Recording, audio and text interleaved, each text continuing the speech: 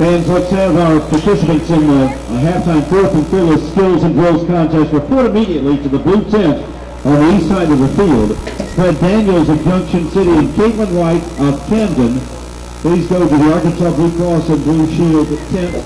That's the spot to report so that you can take part in the fourth and fearless skills and drills contest. And fans, you want to stay in your seats for that. There are prizes on the line for that contest. 2 minutes, 9 seconds left to go here in this first half. And in this game, it's 0-0 between Camden Harmony Grove and Smackover. Camden Harmony Grove with the football. They'll have it first, third down coming. It'll be third down and 15 for Camden Harmony Grove. With less than 2 minutes to go here in this first half of this game. Camden Harmony Grove on 4 occasions in the first half went for it on fourth down and failed to come up with a first down as a big stop is expecting another record-sized freshman class this year, and the trend is that students are saying they chose us. Good crowd on hand here this afternoon at Wilkins Stadium on the campus of Southern Arkansas University here in Magnolia, where the Southern Arkansas University football team has played outstanding over the years, winning several championships in the AIC and now the Great American Conference. So 2 minutes, 9 seconds left to go before halftime, and we're just about set to get this underway in the last 2 minutes and 9 seconds.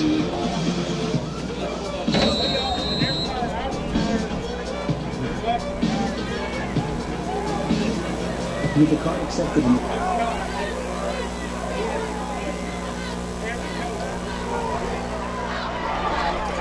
Here is Harmony Grove rolling to the left sideline, and pushed out of bounds is the Camden Harmony Grove player, pushing him out for the Smackover Buckaroos. Over there on the near sideline was Javon Monica. Javon Monica, the 5'8", 145 junior.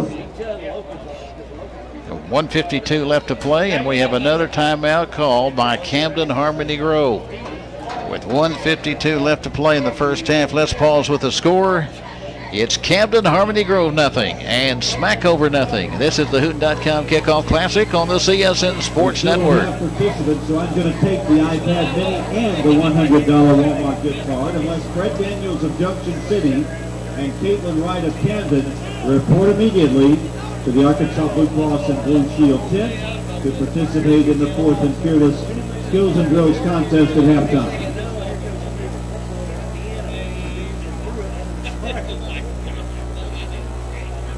For an in-depth look at the Razorbacks and their game day opponent, watch the Hootens Arkansas Football TV show, 10:30 every Saturday morning this fall on KATV Channel 7. And we're back to action with 1:52 left to go here in this first half. No score of the game between Camden Harmony Grove and also Smackover. Here's the ball snapped back, and here comes the foot into it. And we're going to have a short kick hit at the 44-yard line and bounce back. It's going to be touched at the 50-yard line. Touching it for Camden Harmony Grove was Sean Lucas, the 5'9", 160-pound junior. So Smackover will get the football. Smackover will have the football here in this first half a play. Smackover and Camden Harmony Grove playing to a 0-0 battle here in the first half with 1:42 left before halftime. Calling the signals now as a quarterback. It's snapped back to the quarterback in Boone. Boone throws a pass over the middle. It's called at the 44-yard line. A great catch over there on a curl pattern for Smackover's Peyton Jones, a 6', 180-pound senior, and it will be a pickup of about 7 yards on the play down to the 43-yard line of Camden Harmony Grove, and this will bring up a second down now. Second down coming Out of the shotgun is Boone. He gets the snap, throws the pass to flare pattern to the right side. It's caught inside the 45. Fumble on the play.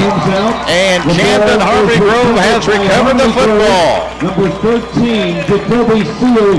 Recover the football for Camden Harmony Grove is Jacoby Seals, the 5'7", 150-pound junior. So Camden Harmony Grove gets a break. They'll have the football at their own 43-yard line with 1:03 left to play here in the first half. Here's Camden Harmony Grove. Out of the shotgun is the quarterback calling the signals for the Hornets. It's snapped back there, hands it off now to the running back to the left sideline and going out of bounds, stepping out of bounds at about midfield. For Camden Harmony Grove was Jordan Hicks. Hicks has run the ball several times here in this first half. So the football is going to be at the 50 after a pickup of 7 with 41 seconds left to go here in the first half of play. 41 seconds left. The football at midfield on a 2nd and 3 coming up now for Camden Harmony Grove. The Hornets looks to the quarterback looks to the referee, and I believe they call a timeout. Let's wait and see. As a quarterback, I believe it was the clock. The clock kept running, so it says 28 seconds on the clock right now. And let's see if they put some more time on that clock.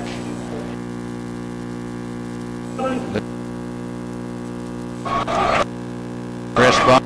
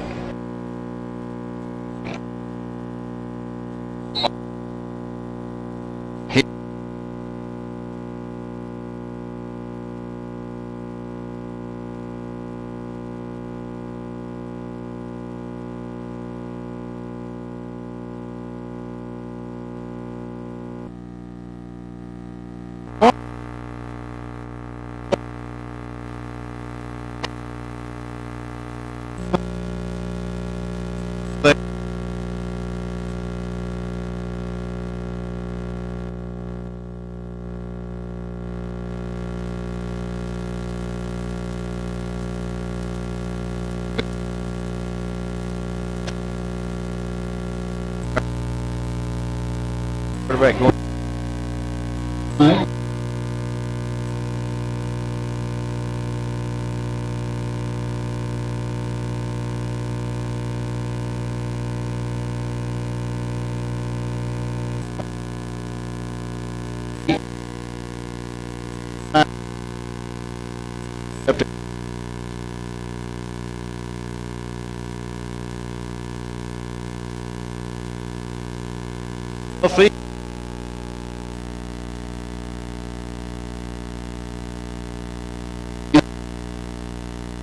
Nothing.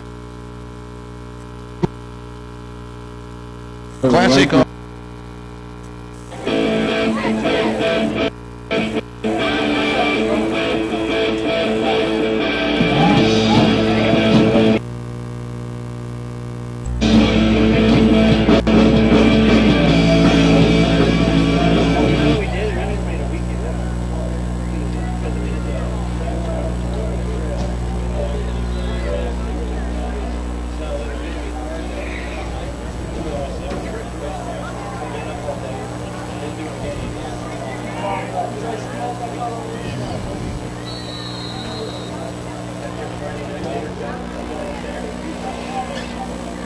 And we're back to action with 38 seconds left in the first half. Up to the line of scrimmage, and now the shotgun is Bearden for Camden Harmony Grove. He will hand it off to Hicks, and Hicks is going to be stopped at the 25-yard line. Shooting through there for Smackover to make the tackle was Demarius White. That's White, 5'10", 160, the senior. Also in there to make the assisted tackle was Noah Petronsky again. Here's a pass to the left corner of the end zone. It is caught. Touchdown for Camden Harmony Grove in the left corner of the end zone by Zaylen Falls. The 5'7", 145-pound sophomore, and Camden Harmony Grove scores first in this game with only 10 seconds left to go here in this first half. And now trying for the extra point will be the kicker for the Hornets. And Trace Humphreys, 5'8", 195, the sophomore kicker. 56 on. You had the extra point. The place is down, the kick is up, and the kick is good. Is no good. They say it's no good. 10 seconds remaining in the second as the kick is no good by Austin Jordan. It's Jordan kicking for Camden Harmony Grove instead of Humphreys. And it went wide to the right. It is no good, so we have 10 seconds left to play here in this first half of play. And there is now a 6-0 lead in favor of Camden Harmony Grove. Camden Harmony Grove will kick off now to Smackover with 6 seconds left to go here in the first half. 6 seconds left to go in the first half of this game. And the kickoff is coming up momentarily by Camden Harmony Grove. Located on in the orthopedic clinic, Arkansas Children's Hospital in Little Rock. So Camden Harmony Grove scoring just a moment ago. Falls making the catch in the left corner of the end zone. And we're about set for the kickoff coming up by the Hornets, as the Hornets lead in this game by a score of 6-0. Teeing it up will be the kicker for the Camden Harmony Grove Hornets in Austin Jordan, a 6', 240-pound senior kicker.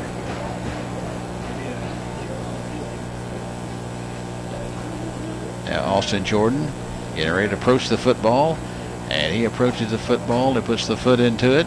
Austin Jordan kicking away. And it will come down at about the 27, across the 30.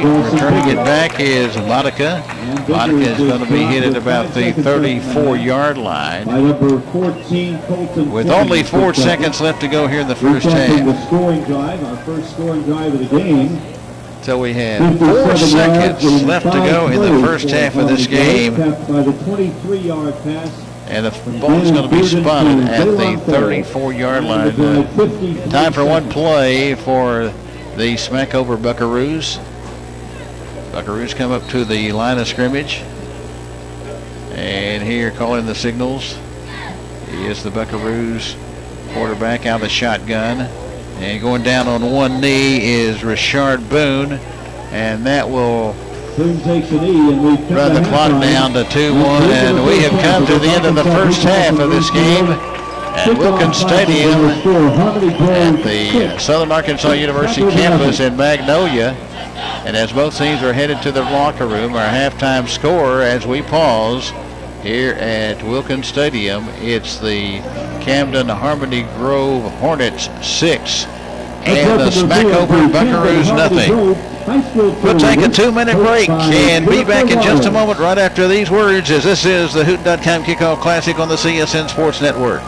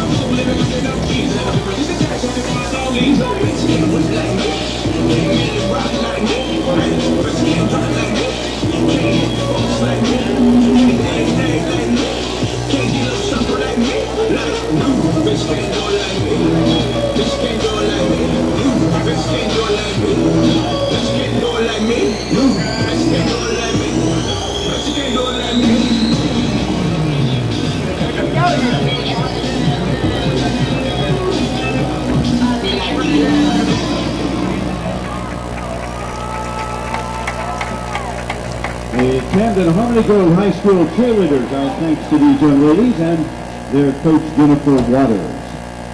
Now, ladies and gentlemen, the Smackover Buckaroo Marching Band will take its place on the field. The band is under the leadership of Band Director Tracy Walker and the field command of drum major LeGaul Bates. Tonight, the band presents its 2017 field show, Summertime at the Beach.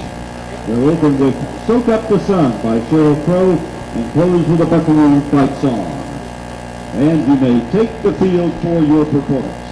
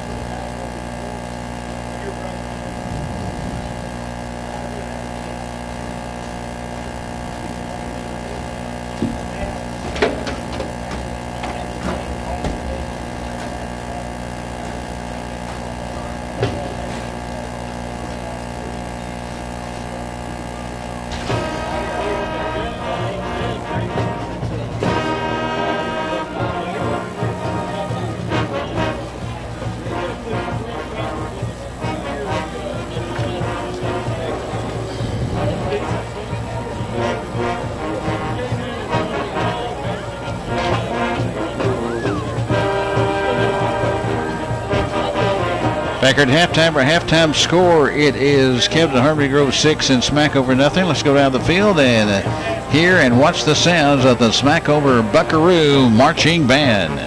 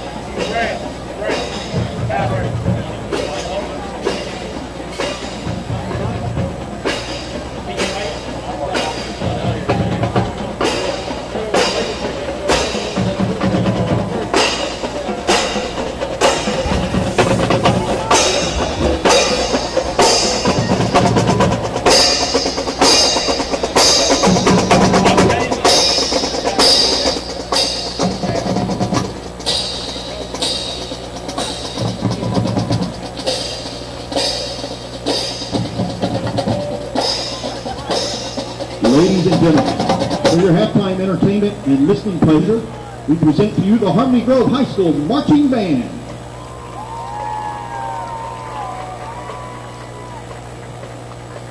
The Harmony Grove Band is under the direction of Fred Porche, Justin Burns, and auxiliary instructor Angel Harris. The band is under the field command of Whitley Walthall. Drum major, are you ready to take the field for performance? Tonight the band will perform Wooly Bully and the Hay Song.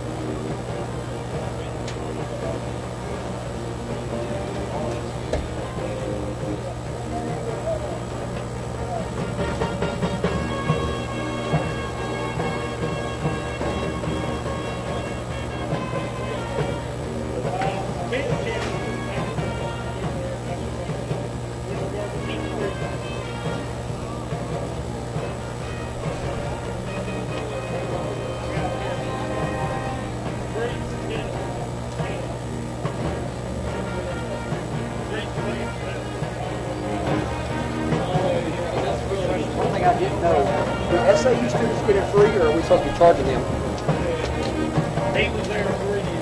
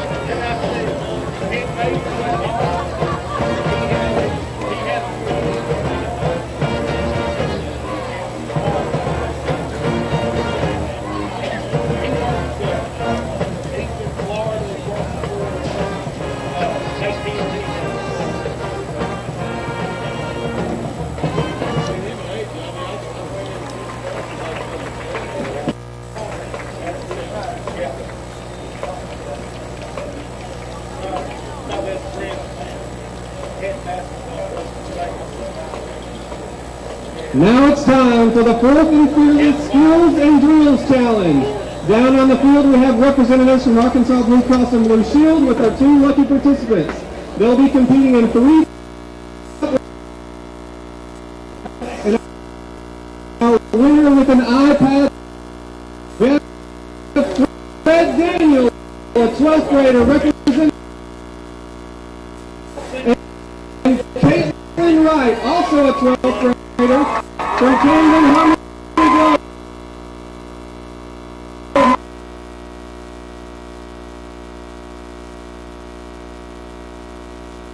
is on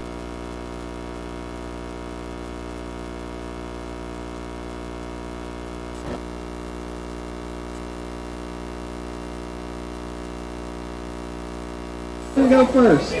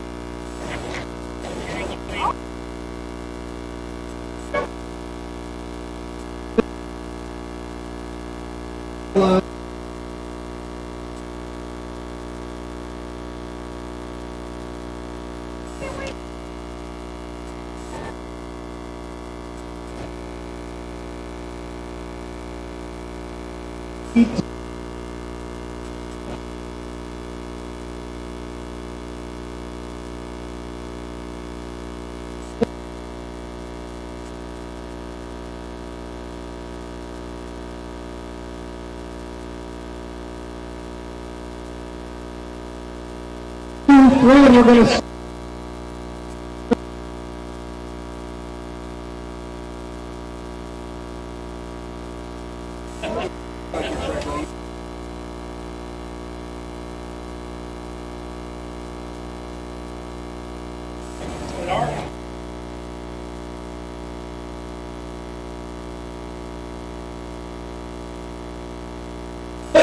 and it hit the chalk line.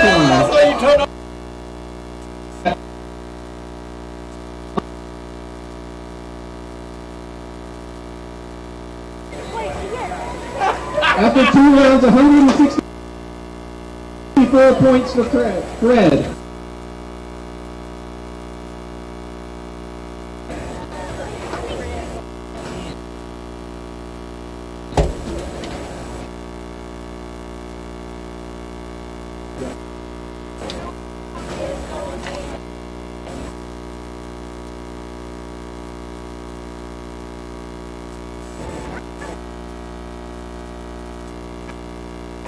That ball lands at the 30-yard line. Good for 60 points. And 5 feet off the line for 55 points in round 2. It all comes down to the kick. You got to start it off here. The hardest part.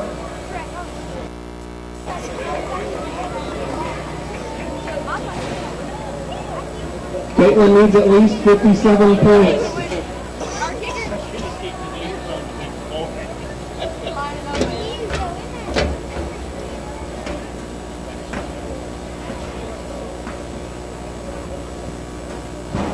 The sidewinder lands at the 35-yard line.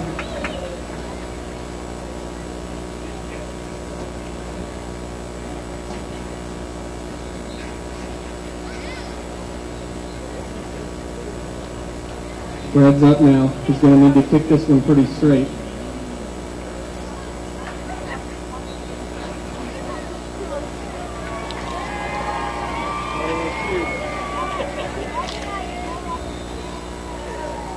It's high. They mark it down at the 25-yard line. Caitlin finished with a score of 136.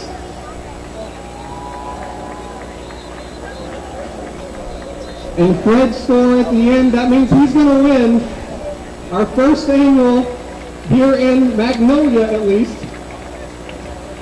Congratulations to Fred and for Smackover for winning the 4th and Fearless Skills and Drills Challenge. Thanks to both contestants for being fearless and for being willing to show their skills tonight.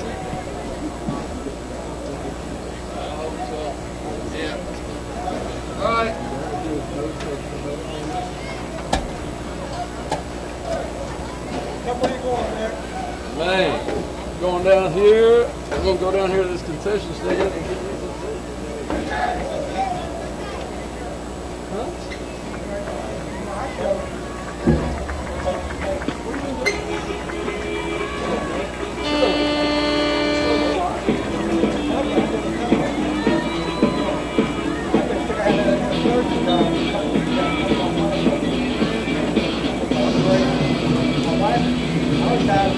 With the card most accepted by top doctors and specialists, you have the compassion of the cross and the security of the shield, giving you the strength to drive forward.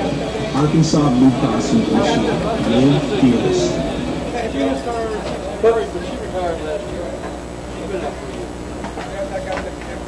How are you doing? Sorry to interrupt.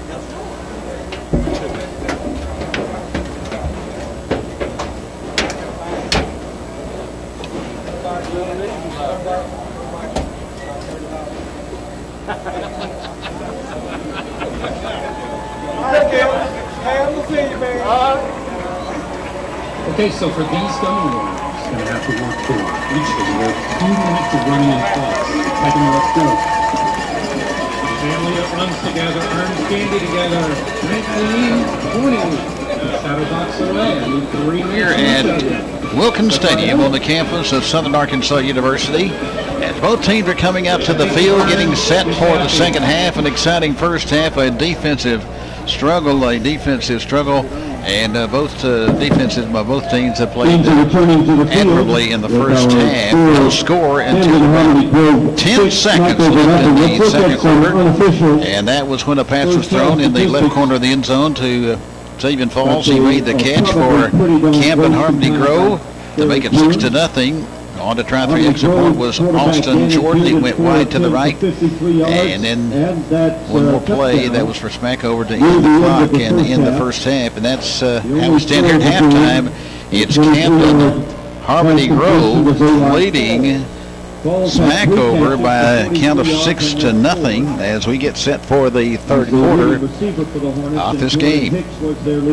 One more game coming up after this one tonight. That's going to be a big game also between the Prescott Curly Wolves, the 3A state champions from last year, and they'll take on the runner-up in Class 2A last year in Hampton. So that should be an outstanding game coming up later tonight here on the CSN Sports Network. Before we get set for the second half, let's pause 10 seconds for station identification. This is CSN, the Creative Sports Network.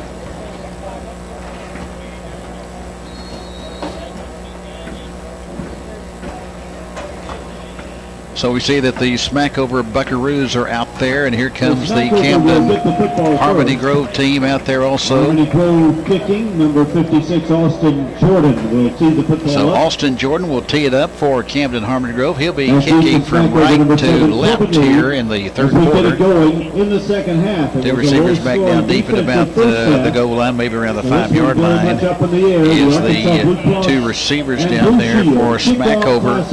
What a game we've had, low-scoring affair, a defensive struggle. It reminds you of old-time football, 6-0 in favor of Camden Harmony Grove. And get ready to approach the football. It's Austin Jordan, and he will be kicking to start this third quarter. Good crowd on hand here this afternoon. Kind of chilly this afternoon here in Magnolia. Here comes the kick away. And the kick will come end over end. It'll come down, bounces at the 30, down to the 28.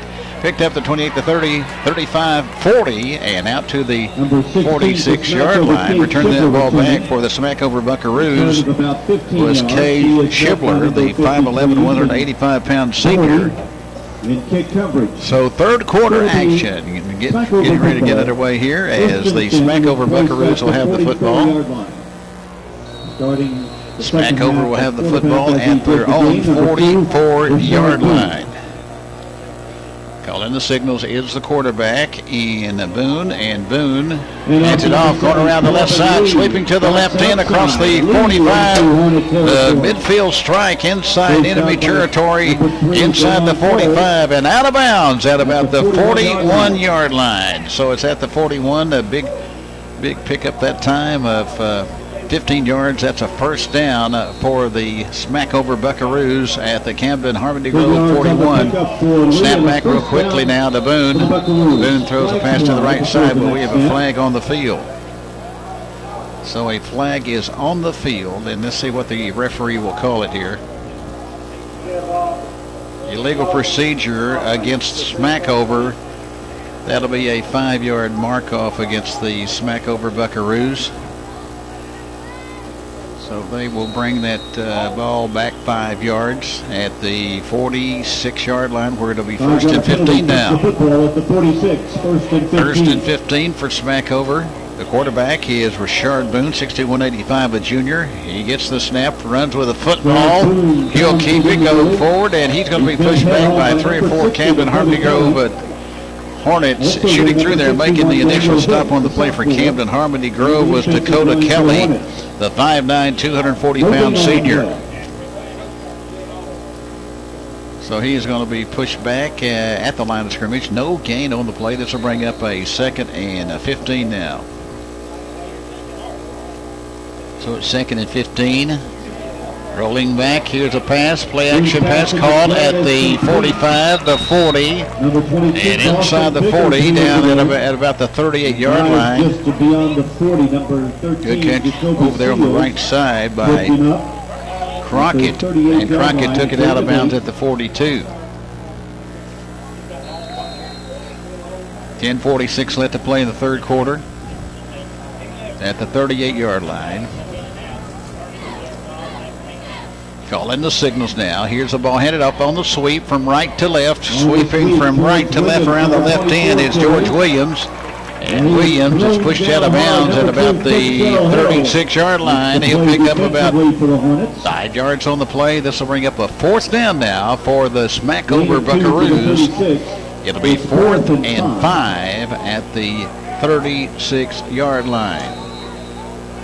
4th and 5 coming up. Left hash mark of the field. Here's Rashard Boone, the quarterback. Gets the snap, rolls out right side, looks to throw. He will throw it. It open is caught at the 25, the 20, the 15, the 10, the 5, and out of bounds. And going out of bounds, a great catch over there for Smackover. And making the catch over there for the Smackover Buckaroos was George Williams. Parker in there on the tackle on the play. Spotted at the 9. It's a 25-yard pass for Camden Harmony Grove. And a first down, so it'll be first and goal now for the Smackover Buckaroos at the Camden Harmony Grove 9-yard line. Man in motion, and here is running with the football inside the 10 and taking it down close to the 5-yard line. This time is Corbin Lee. Lee will pick up about 3 down to the 6th. 9:42 left to go in the third quarter. It's Camden Harmony Grove 6 and Smackover nothing. So here we go. And going back to pass, looking to throw a pass over the middle on a slant in pattern. It's incomplete. Intended for Peyton Jones. Set up on that left side that time was Peyton Jones. As he was set up on the left side of the offense, he slanted in from left to right, and it went off his fingertips in the deep part of the end zone, incomplete. And this is going to bring up a 3rd down and 6 down for Smackover. The Smackover Buckaroos trying to score here with 9:24 left to play here in this third quarter. And it goes back now. The ball is handed off. Trying to twist and turn inside the 10 down to the 8. Trying to get loose over there after catching the ball was Marcus White. White, the senior running back. He's going to be hit at about the 7. And this will bring up 4th and goal now for the Buckaroos. So will the Buckaroos go for it or try a field goal? They will go for it. Smackover will go for it on 4th and goal at the 7. It's snapped back now to the quarterback. Here's a pass. Left side intercepted in the end zone by Camden Harmony Grove.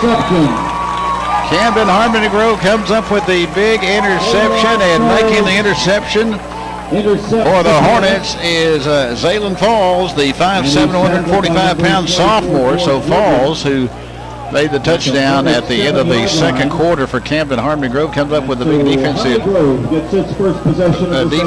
interception there. He caught it at the goal line as Smackover was going for it. 4th and goal, tried to score, and Camden Harmony Grove comes up with the interception. Falls with that interception, and it will be Camden Harmony Grove football. They'll have it 1st and 10.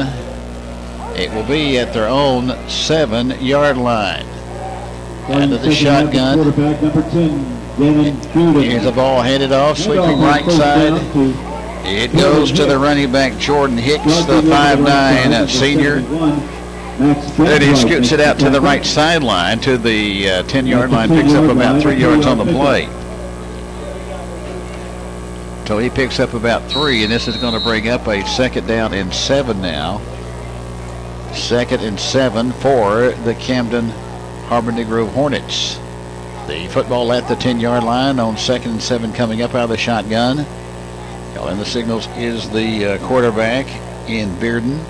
Bearden swings a pass to the right side. It's caught over there on the right side at about the 15-yard line. Making the catch over there was Micah Arnold, and he makes that catch. And that's a great catch over there on the play for Camden Harmony Grove, and the football is going to be spotted at the 15-yard line.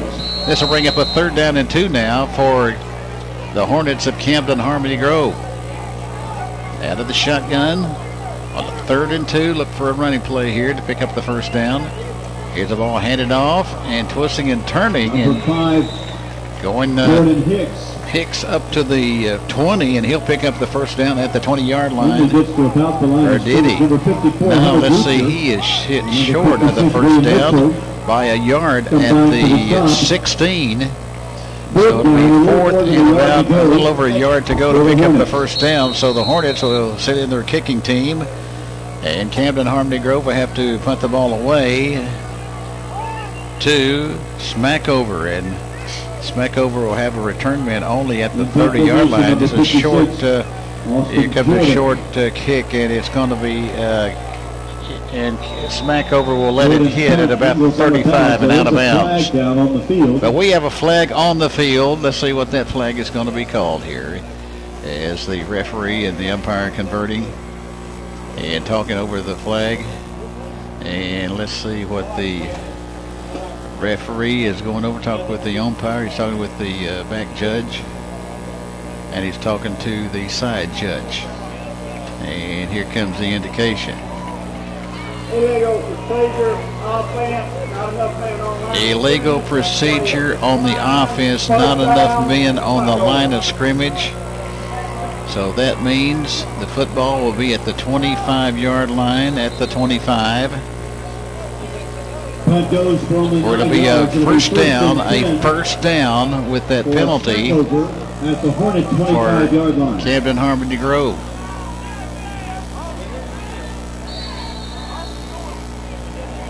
Well, actually, it's going to be a 1st down for Smackover. Smackover has it. Here's the ball handed off inside the 25 down to the 20, down to the 18-yard line. Carrying the football that time will be Corbin Lee. Lee is hit by Bearden at about the 18-yard line.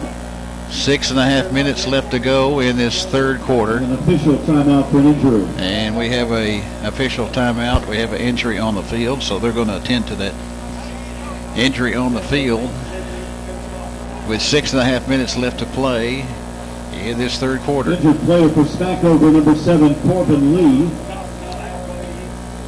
Makes his way to the sideline. Corbin Lee is injured. Well, it's just a minor injury, so he'll make his way to the sideline.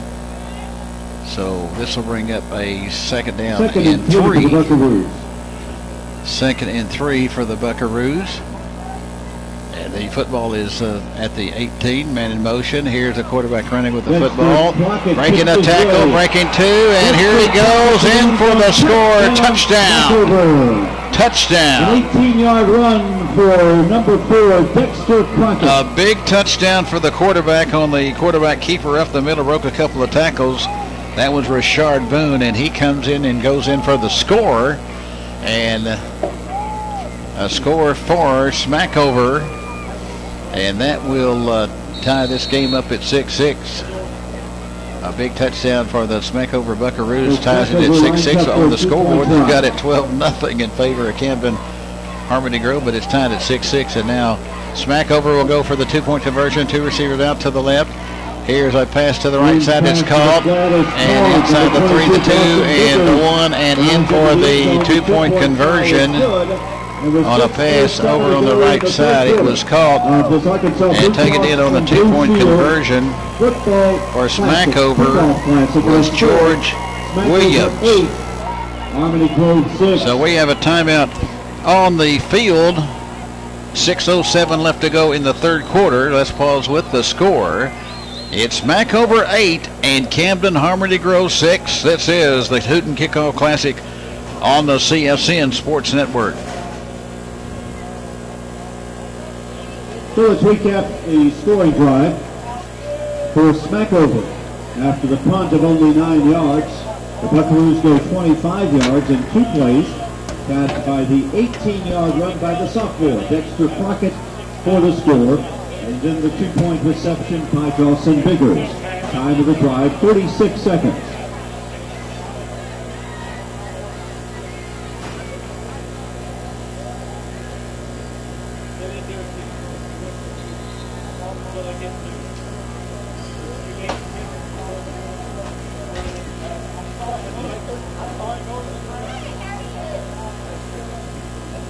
Smackover's number 8, Jackson Cook, lines up to kick. Number 7 for Harmony Grove, Mecca Arnold is deep. And here comes the kickoff away. It's a onside kick. It's going to be called short field up at about the 40-yard line by Camden Harmony Grove. So Camden Harmony Grove will put the ball in play with 6:06 left in this third quarter, and it's Smackover now in the lead at 8-6 over Camden Harmony Grove. With 6:06 left to play in this third quarter, Camden Harmony Grove will get the football at their own 40-yard line. So at the 40-yard line, out of the shotgun, here is Bearden, the quarterback, calling the signals. It's snapped back there. It's headed off now. Twisting and turning, going right side with the football. Carrying the football for Camden Harmony Grove is Jordan Hicks. And Hicks is going to be hit at the line of scrimmage over there by Demarius White, the 5'10", 160-pound defensive back. And it's going to be a pickup of 3 yards on the play for Hicks, and this will bring up a 2nd down and 7 now. 2 receivers out to the left, also 2 receivers out to the right, flanked out to the right side now for Camden Harmony Grove goes Sean Lucas. Snap back to Bearden. He throws a pass to the left side on the bubble screen, and he didn't have as many blockers in front of him as he wanted, but he picks up just about 7 yards on the play. Goes down to the, it actually goes up to the midfield strike at the 50-yard line, and that'll be enough for a first down for Camden Harmony Grove. So they'll move the chains, and it'll be a first down for the Hornets. Camden Harmony Grove moving the football at midfield now. 1st and 10. Here is Bearden calling the signals. Fumbled on the play. He's trying to hand it off that time to Hicks, and Hicks couldn't get it, get a good hold off of it. It just dropped behind him. It was fumbled, and it was recovered by Camden Harmony Grove at the 47, so it was a loss of 3 yards on the play. And this will bring up a 2nd down and 13 now for the Hornets. So the Hornets go to the line of scrimmage. 2 receivers to the left, also 2 to the right. 2nd and 13 for the Hornets. It's snapped back now to Bearden. Bearden has a rush on. He gets out of the rush, and he eludes the rush, but finally 2 or 3 more. Smackover Buckaroo shoots through there, and making the tackle to bring him down was the 4th man coming through there for Smackover, as Max Gathright, the 6'2" defensive end, shot through there to get him at about the 44-yard line. So that's going to be a loss of about 3 more yards. It's back at the 44. It'll be 3rd down and 16 now. And we have a timeout called by Camden Harmony Grove. So a timeout on the field with 4:31 left in the third quarter. As we pause from Wilkins Stadium on the campus of Southern Arkansas University in Magnolia, the score is Smackover 8 and Camden Harmony Grove 6. This is the Hooten.com Kickoff Classic on the CSN Sports Network. Arkansas Blue Cross and Blue Shield remind you can pose for selfies at the official 4th and Fearless backdrop at the main gate entrance tonight.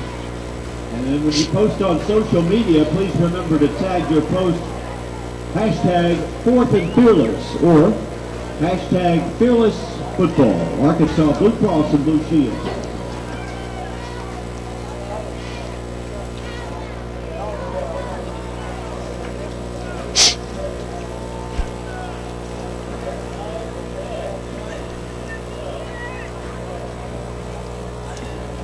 SAU is a competitive member of the NCAA Division II and a part of the Great American Conference with 6 men's teams and 6 women's teams. Mike Harris along with Kimmy Cleveland on the Creative Sports Network. We have 4:31 left in the third quarter, and the score is 8-6 in favor of Smackover over Camden Harmony Grove. But Camden Harmony Grove with the football, third down now and 16.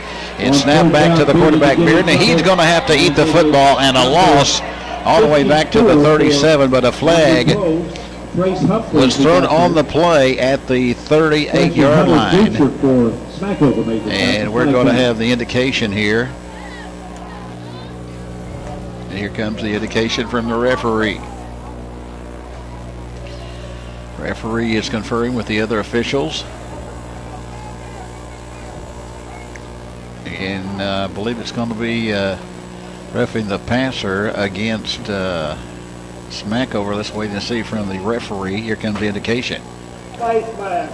Grabbing the face mask against Smackover. So that's going to be a penalty marked off now. Grabbing the face mask penalty. And that'll be a major penalty at 15 yards marked off all the way down to the Smackover Buckaroo 46-yard line, where it'll be third down now. 15-yard mark off. Third and 6. The 46-yard line in Smackover territory. So it is third and 6 now on the play.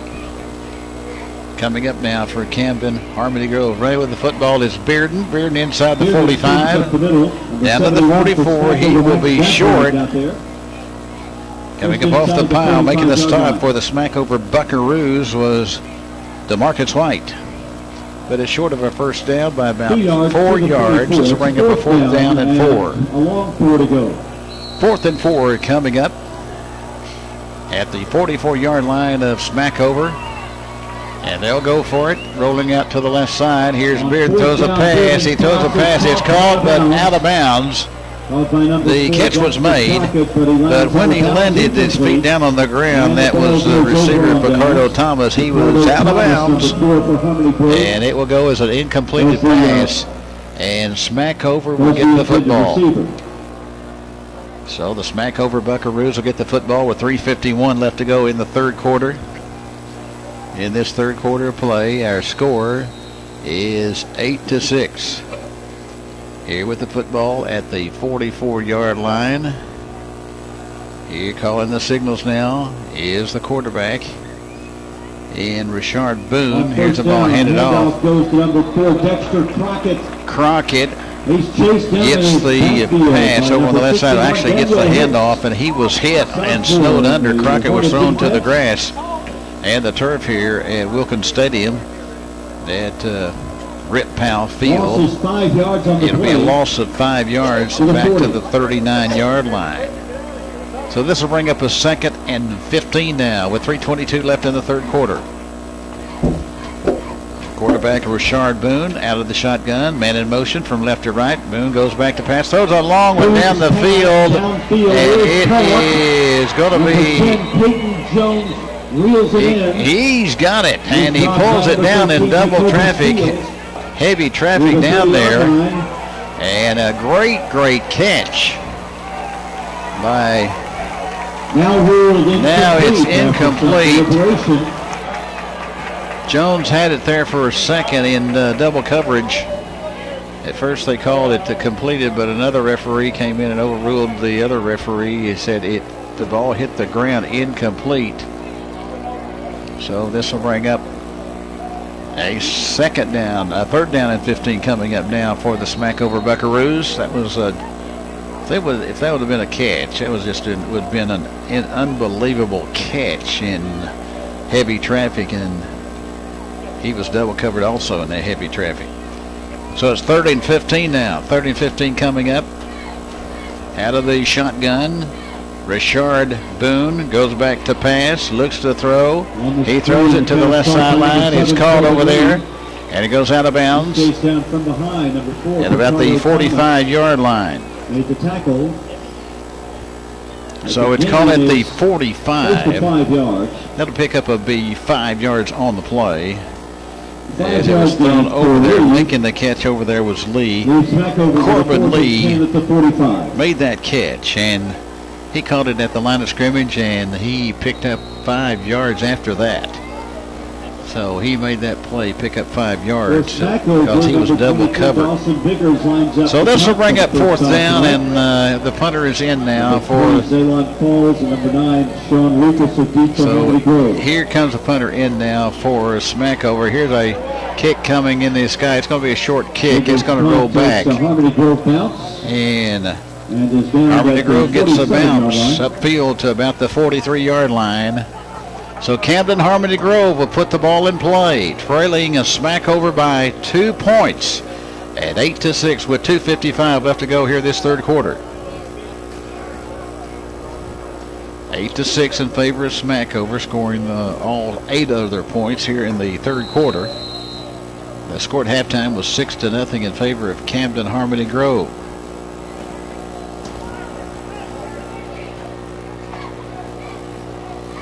It's snapped back now to the quarterback, hands it off to the running back, breaks a tackle, breaks 2. Hicks breaks a couple of tackles, gets across midfield into enemy territory down to the 44-yard line of Smackover.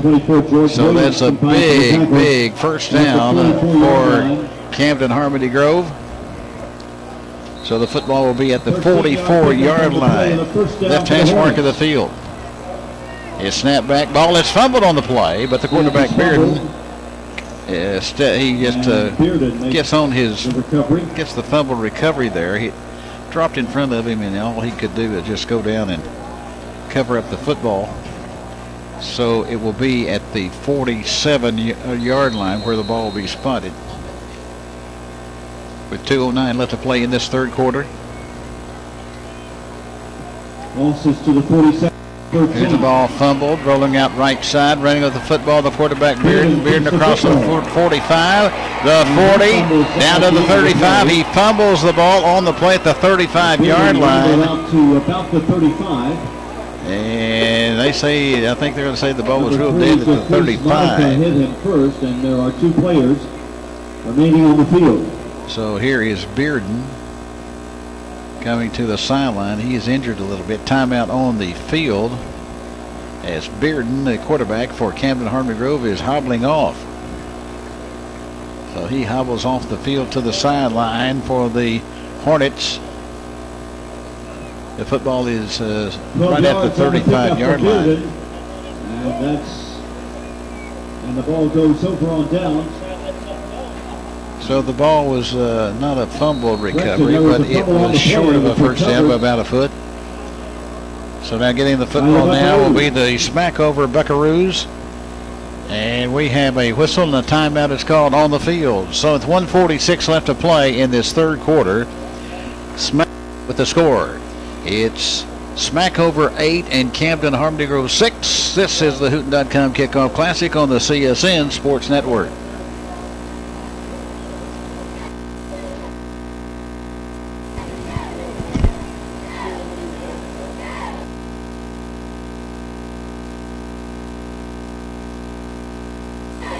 Fans, with the compassion of a cross that's been trusted for 65 years, the security of a shield accepted by a card that opens doors on all blue shield.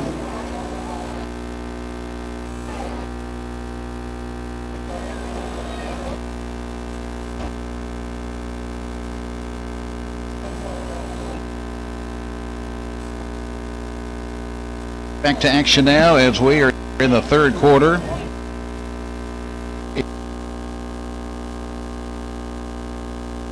And again, they're pushed back at the line of scrimmage. Get on the play.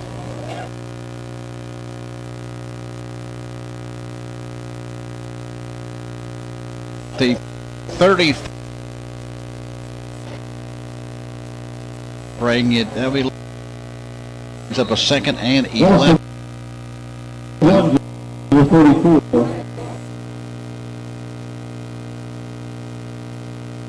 And 11 at the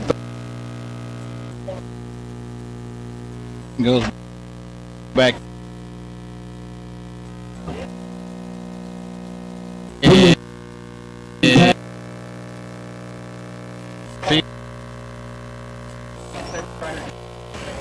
Went off. Monaco, number 24. Williams was the intended receiver for third down. 11. Third and 11 coming.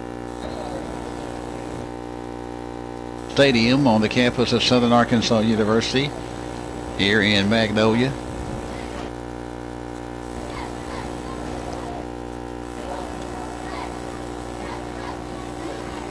Here comes the snap back there.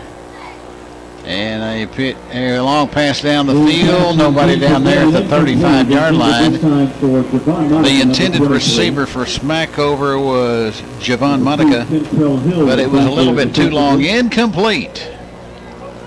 So that'll bring up a 4th down and 11 for the Smackover Buckaroos. Only 59 seconds left to go here in this third quarter. 39 seconds left in the third quarter of play. Number 22, Dawson Biggers on to punt the football.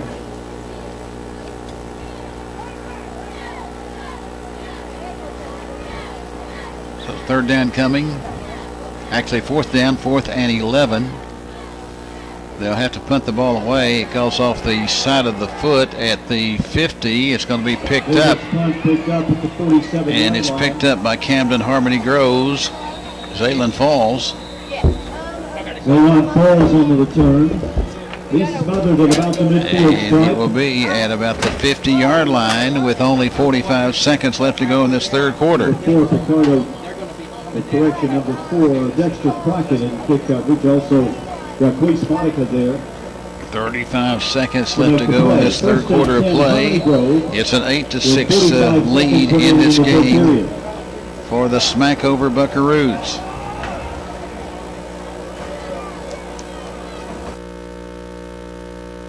Have it on a 4th down coming.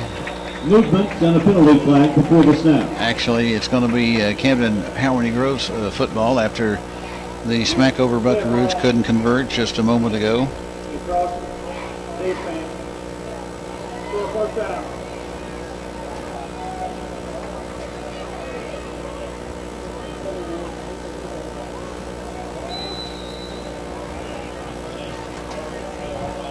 So it's going to be at the 45-yard line for Camden Harmony Grove with only 45 seconds left in the back now to Bearden. He hands it off now, sweeping left side is Hicks. And actually carrying the football is not Hicks. This time it's Micah Arnold with the carry, and he takes it down to about the 45, maybe the 44-yard line. Gain is 1 yard to the 44 for Hill. Hill. Pick up of a yard down to the 44. That'll bring up the second down and 4 yards to go to pick up the first down at the 44-yard line. Now Smackover. Camden Harmony Grove with the football at the Smackover 44. Ball handed off and going nowhere, maybe losing a yard on the play. Number 22, was Jordan Hicks. And there's the horn signaling the end of the third quarter. And at the end of 3 quarters of play, this Camden Harmony Grove Hornets with the fourth quarter.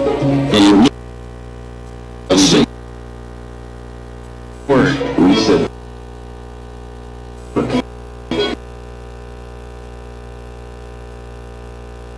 Then when we again from all our city.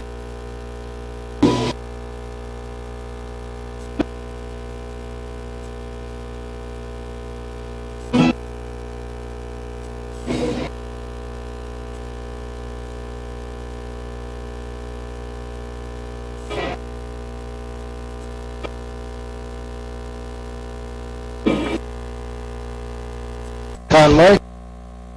We're located at 6 James Avenue. If you want a for fee for a long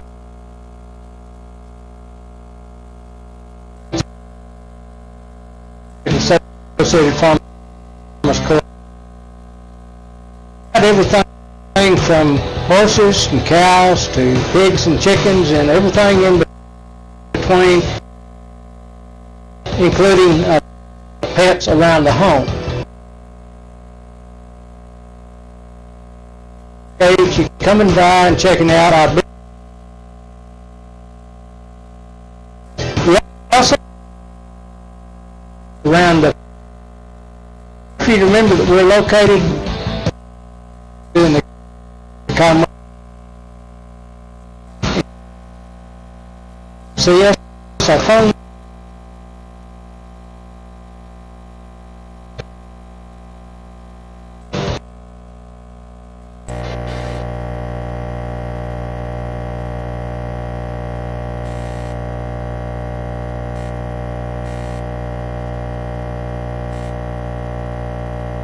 And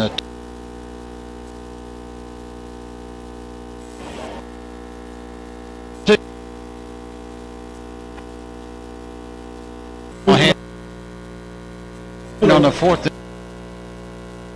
down, look.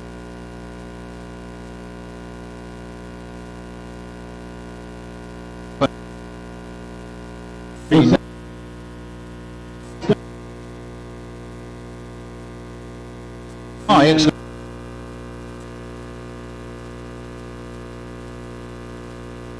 get down.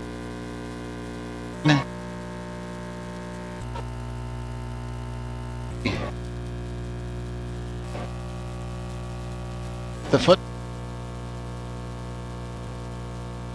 yard line.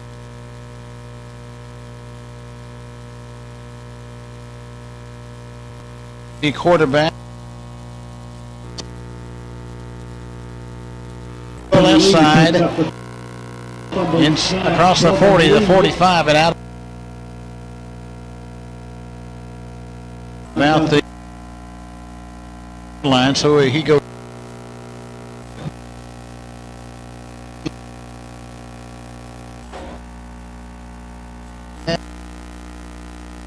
Barn will get in favor.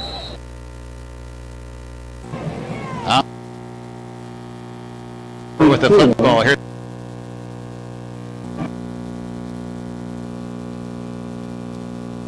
$49 the football. And Lee, the 5'9", 160-pound senior. So Lee takes it down to the 4A Smackover Buckaroo, first down. So Smackover comes up with the first down here. And here is a pass to the left side. It's caught over on the left side. Making the catch now is Peyton Jones at the 40, the 35, down to the 33-yard line. So that'll be enough for another first down for the Smackover Buckaroos. So the Buckaroos moving the football quickly here in this fourth quarter. As Smackover leads in this game by a score of 8-6. Here the ball handed off, and Lee takes it inside the 35.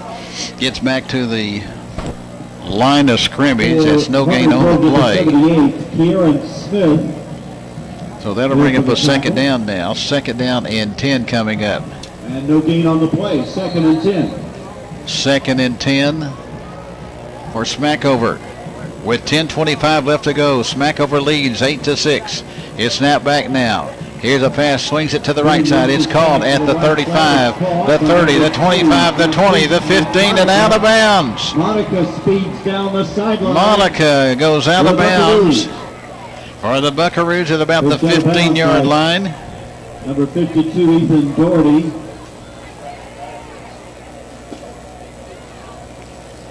Doherty in there to make the stop on the play. 20-yard gain to the 14 and a first down for Smackover. A pickup of 20 yards on the play for the Smackover Buckaroos. The football is at the 15-yard line. Sweeping to the left side is the quarterback inside the 10, inside the 5. Is he in there? No, he is pushed out. We have a flag on the field.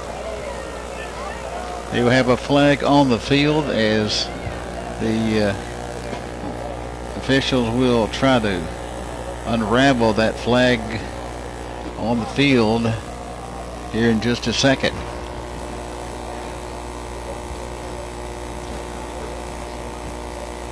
If you just joined us, it's Smackover leading Camden Harmony Grove 8-6. It'll be a holding penalty called against the Smackover Buckaroos. Holding penalty against Smackover.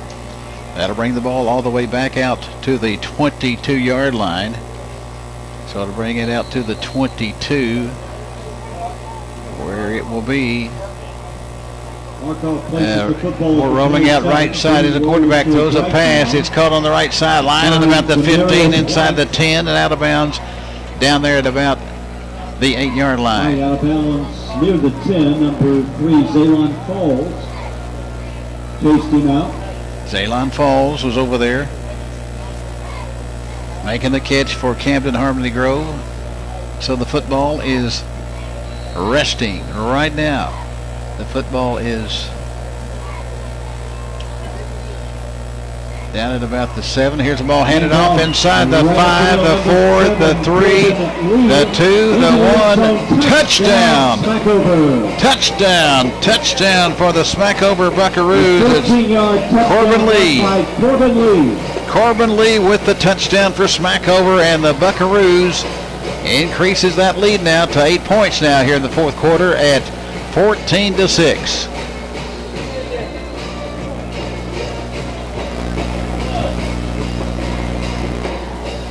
And now they'll try for the 2-point conversion. Snap back. It's fumbled by the quarterback, and tackled is the quarterback and Boone. As Boone was tackled on the play, shooting through there, making the hit for Camden Harmony Grove was Dylan Garrett, and the 2-point conversion fails.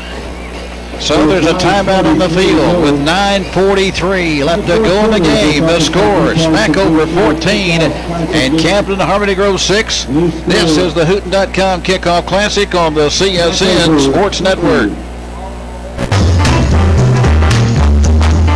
Quality new furniture at reasonable prices.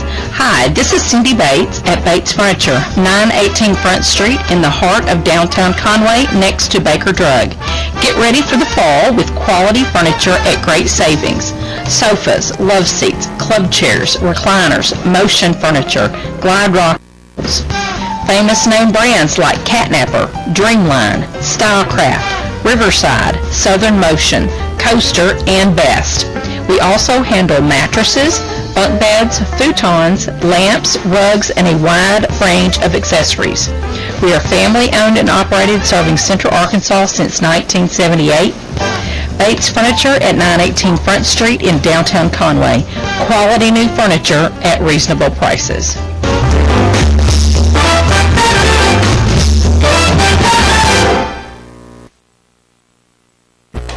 Here comes the kick away, and the kick is coming away, and it's going to be down at about around the 40-45 yard line. Mike Harrison on the Creative Sports Network. We have another big game coming up tonight. That's going to be between the Prescott Curly Wolves as they go up against Hampton, and that will be. And after this game is concluded, immediately after this game concludes, we'll take a break and come back with a quick wrap-up.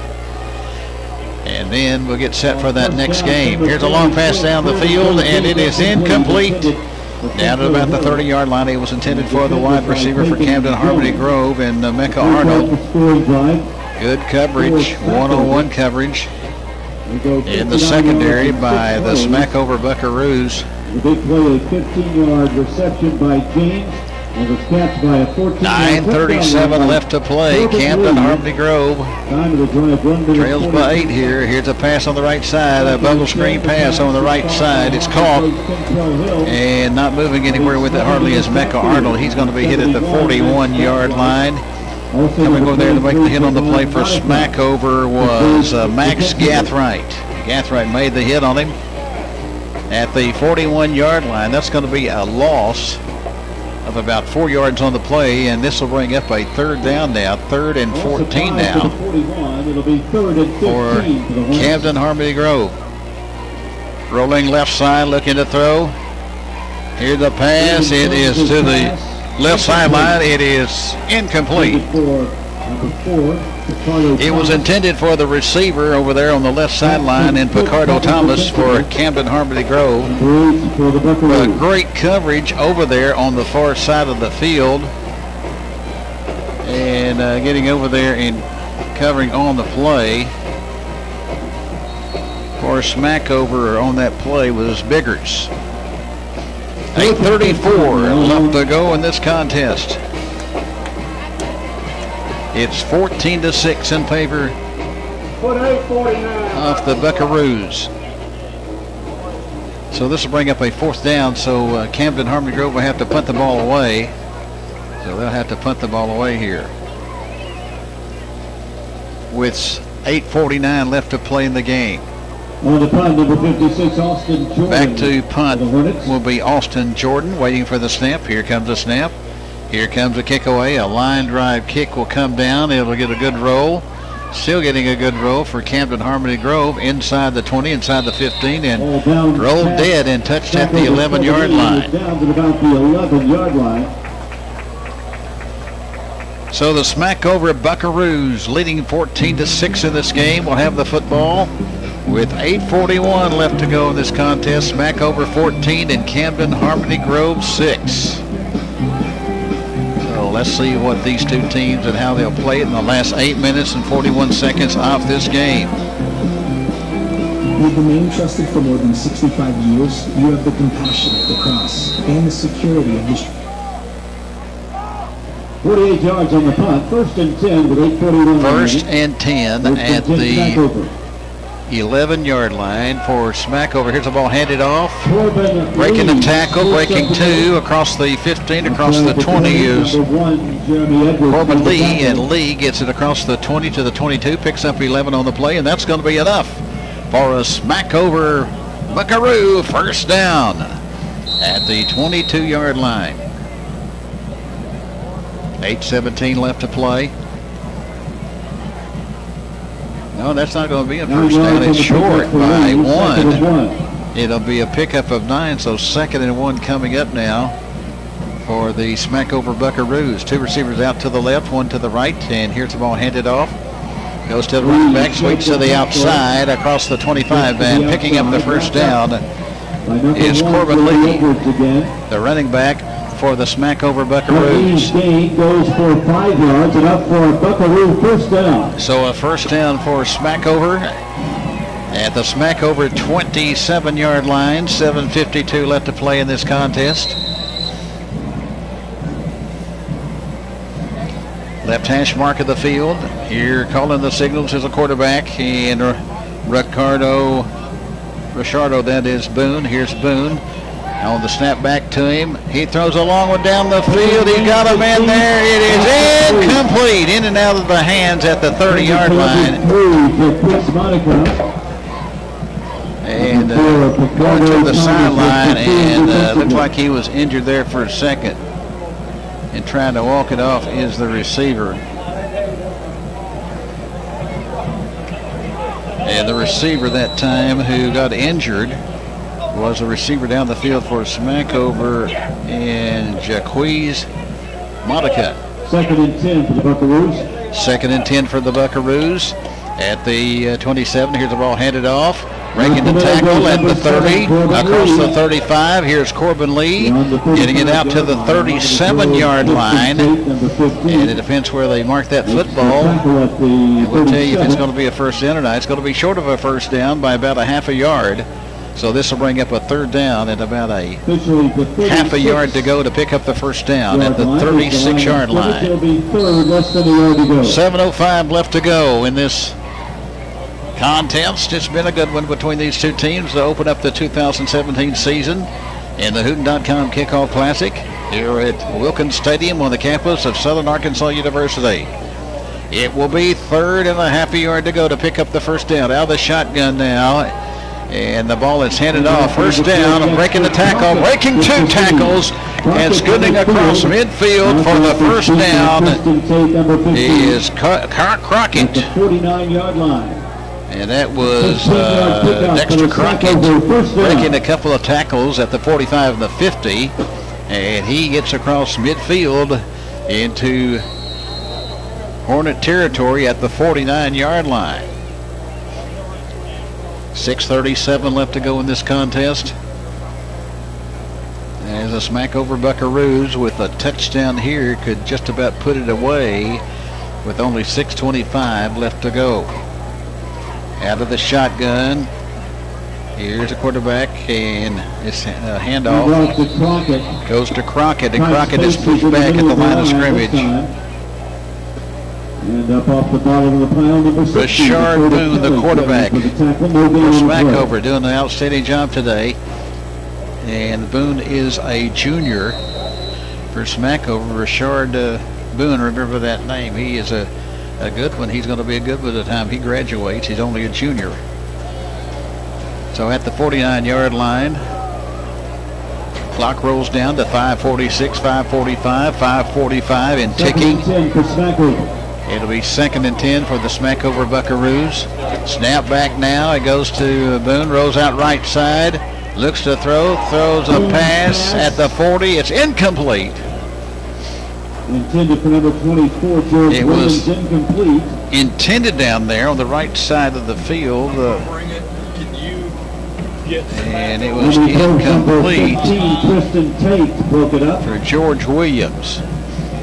Christian Tate down there covering on the play on great coverage for Camden Harmony Grove.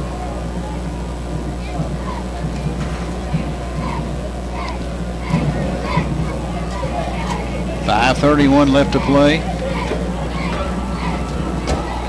And here is the Smackover Buckaroos with it. Here's the ball handed off straight up the middle. Breaking the tackle, breaking two, breaking three inside the 45, the 40, and down all the way to the 37-yard line. A great run that time, straight up the middle for DeMarcus White. So White picks up a first down at the 37-yard line. First down, Smackover. First down for the Smackover Buckaroos. As the Buckaroos are with that first down.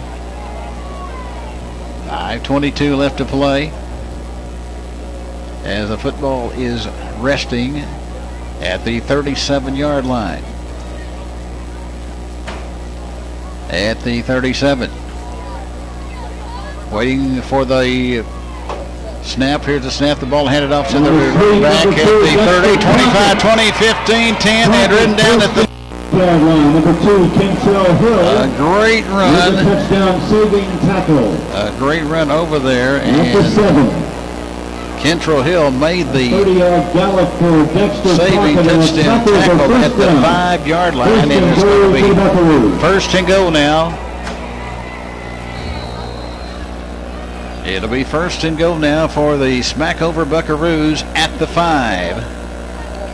Actually, it's at the 7, so it's the first and goal at the 7 for Smackover. As the quarterback looks to the line of scrimmage.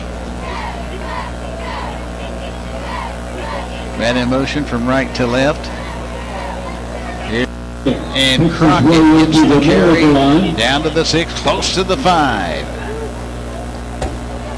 And it's Dakota Keller, the defensive getting tackle. Up off the pile for Camden Harmony Grove to the 5. Was Trace Humphreys.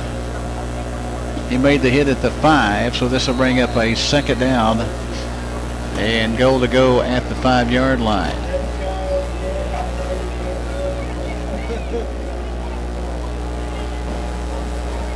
So second and goal at the 5. 3:53 left to play in the game. Here's the snap back to Boone. Hand the ball off to his running back. And Crockett gets the call. And Crockett is going to be hit on the play. Also helping defensively, number 2, Kentrell Hill. He was hit on the play by Kentrell Hill. Also Kelly in there on the stop.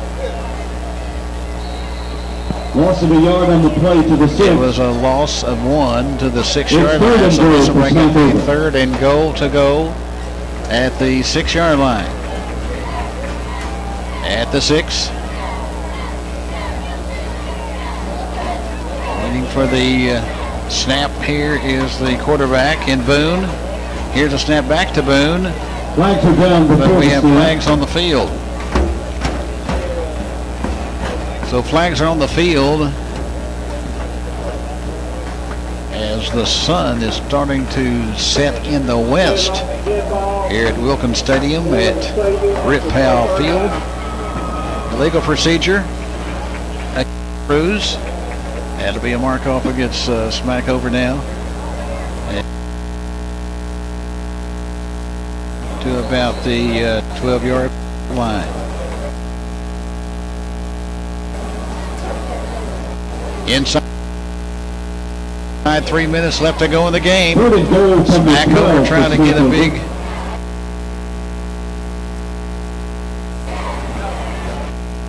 put it nearly out of reach.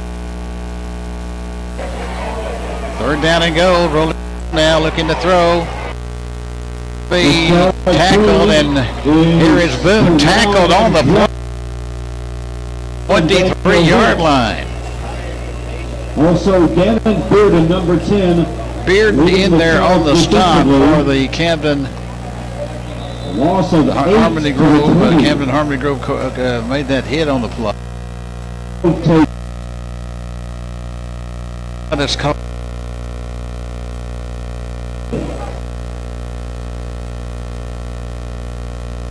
Left to go.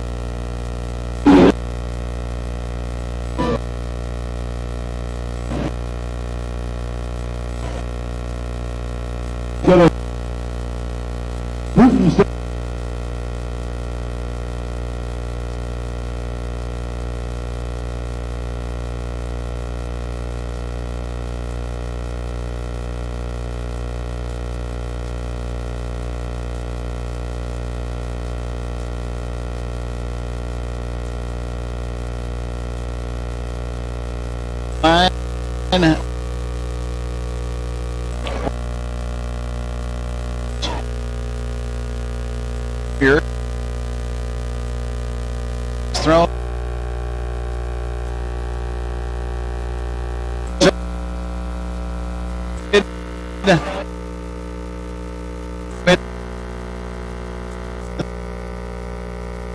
Sideline.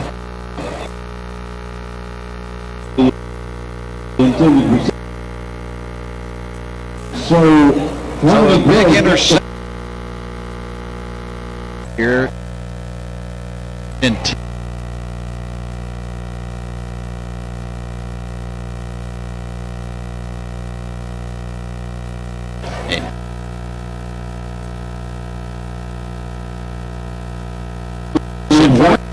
To 6.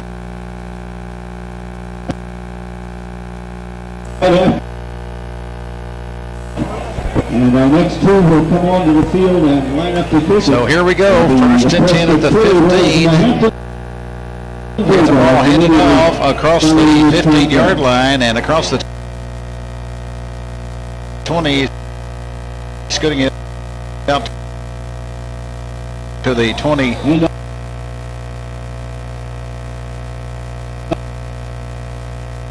All that time was Justin Hicks. is, as he takes it up to about the 23 for a pickup of 8 yards on the play. So this will bring up a second down and 3. Looking to throw. Here's the quarterback being hit for a loss on the play. As the quarterback is hit.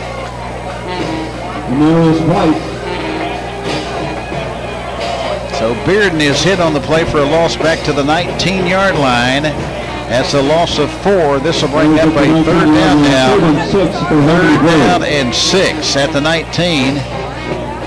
Here's the ball handed off across the 20. Hicks with the carry, and he takes it across the 20 to the 22-yard line. So this will bring up a fourth down, 4th and 3, and Camden Harmony Grove will have to go for it with only 1:17 left to go in this contest. Whistle stop play before the snap. And we have a whistle, and Smackover calls and a timeout called by Smackover before the ball could be snapped. Timeout on the field with 1:13 left to go in the game. And Camden Harmony Grove .com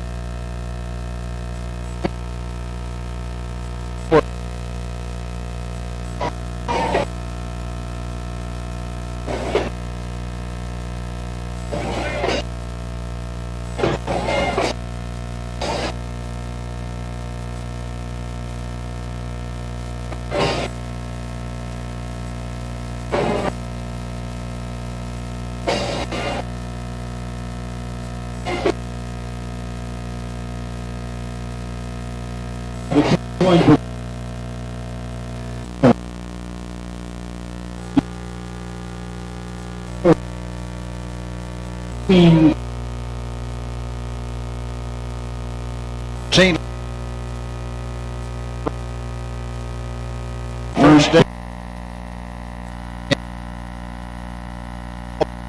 And he is stopped.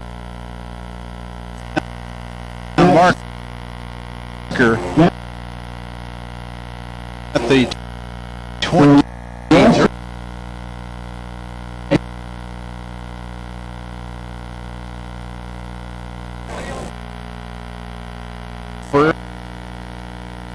Over Buck by Smackover. Football with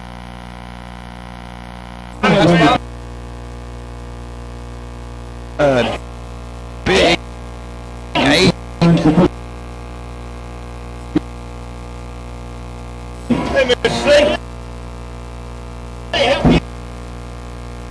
Here in the fourth quarter.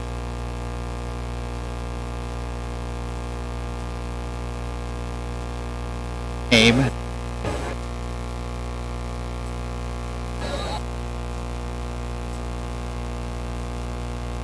Have it first and of Camden Harmony Grove. Fix the score.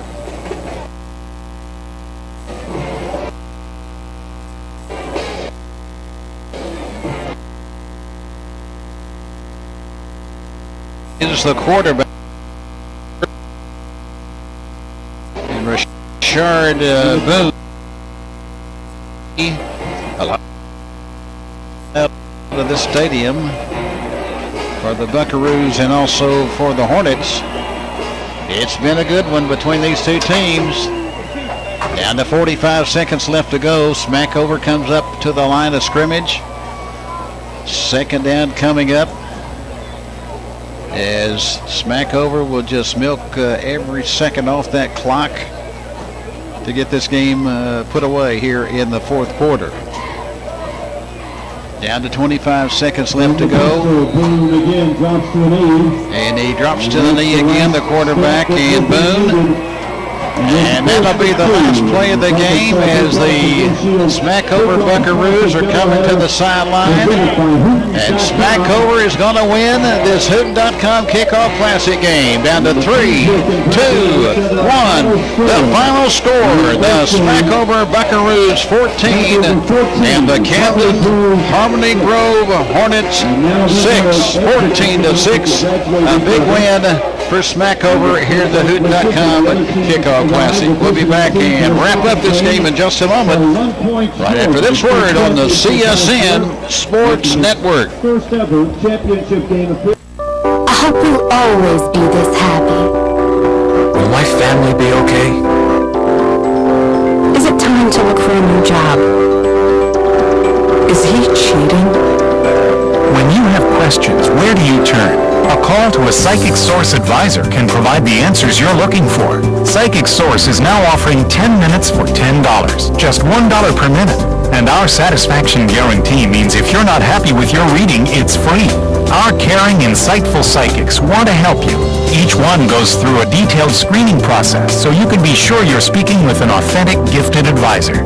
Plus, at Psychic Source, our customer care agents are available 24 hours a day and ready to match you with one of our 140 expert advisors. Every call is discreet and confidential. It's all part of our commitment to you.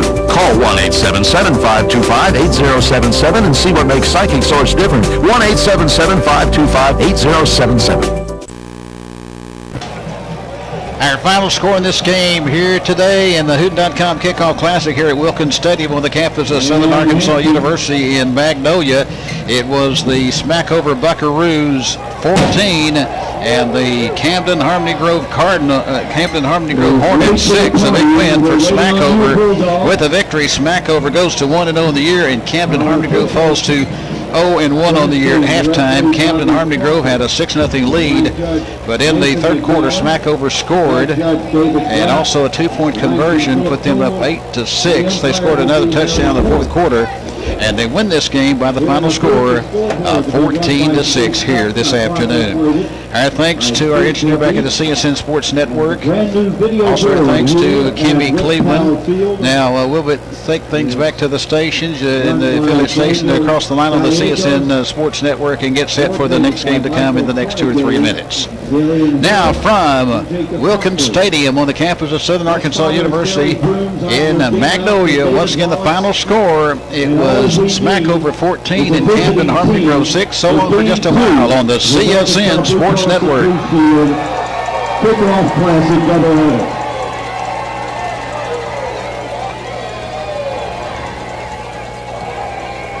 You there, Jesse? I'll give you a countdown here momentarily.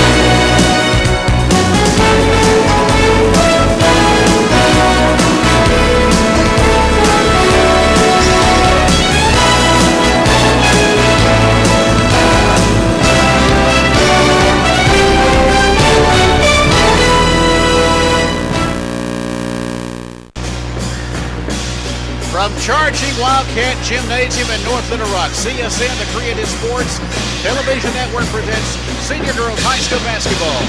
It's a big battle tonight in Senior Girls play as the North Little Rock Lady Charging Wildcats go for their 51st in a row as they take on the Conway Lady Cats. The Conway Lady Cats on the other side of the ledger is 16-2, while North Little Rock is 18-0 on the year. It's the Senior Girls High School Basketball Game of the Week, and it's coming up next right here on the Creative Sports Television Network.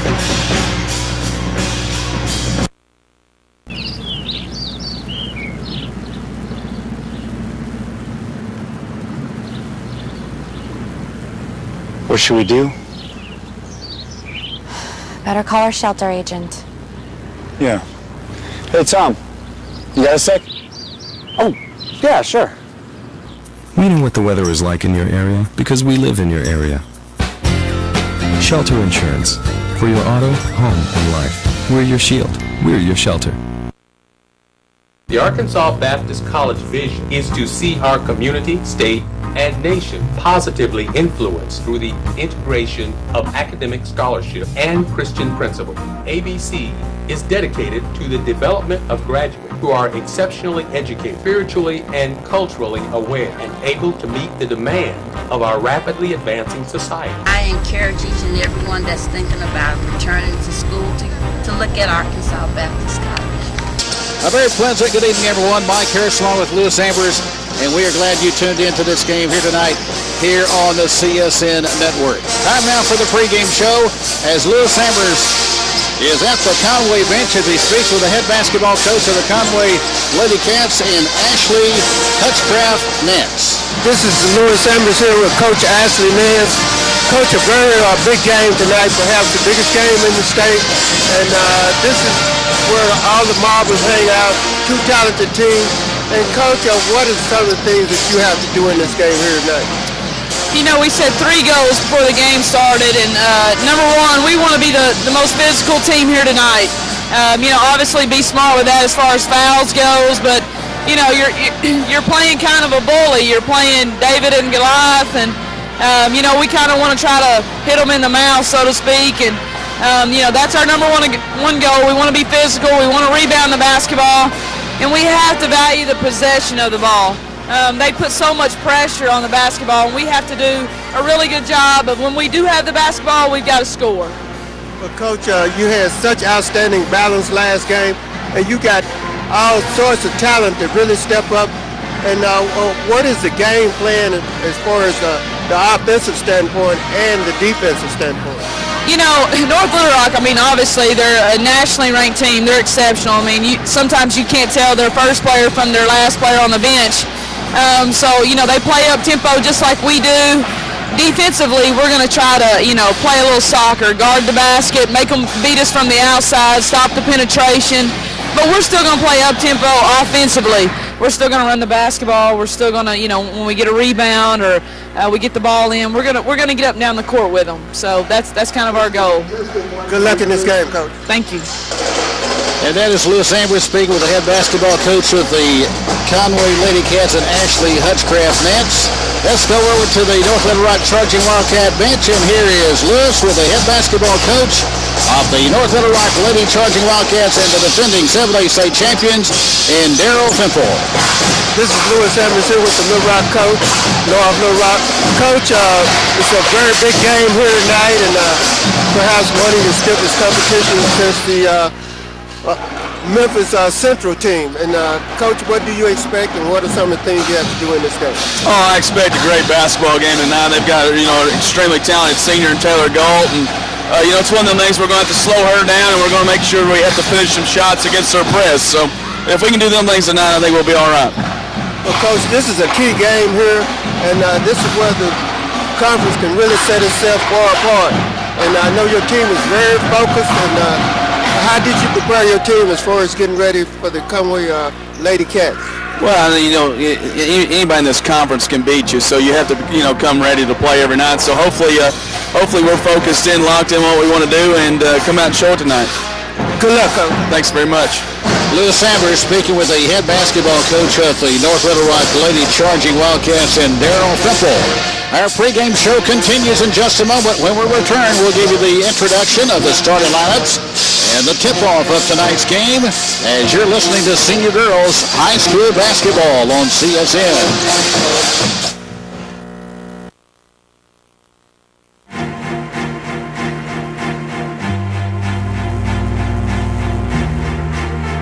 Coming home can be hard if you're a veteran of Iraq or Afghanistan. You may feel like you're all alone. But you're not alone. At IAVA.org, your fellow vets are all around you.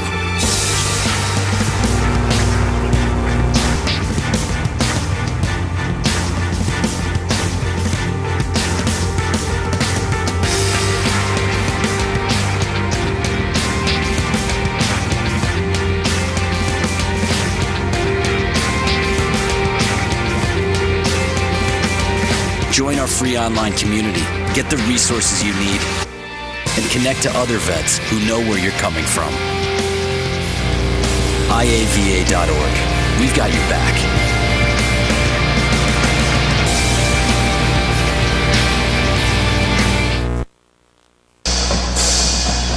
Mike Harris along with Lewis Ambers and our CSN TV producer here tonight, Dan Weathersby, the Vice President of the Creative Sports Television Network, and also our engineer back at CSN Control is Travis Douglas, and we're glad you tuned into this broadcast here tonight. It should be a good one as the North Little Rock Lady Charging Wildcats, the defending 7A state champions, as they will come in this game here tonight undefeated on the year as the North Little Rock Lady Charging Wildcats have a record of 19-0 on the year. They'll be opposed by the Conway Lady Cats. The Lady Cats come in with a record of 16-2 on the season.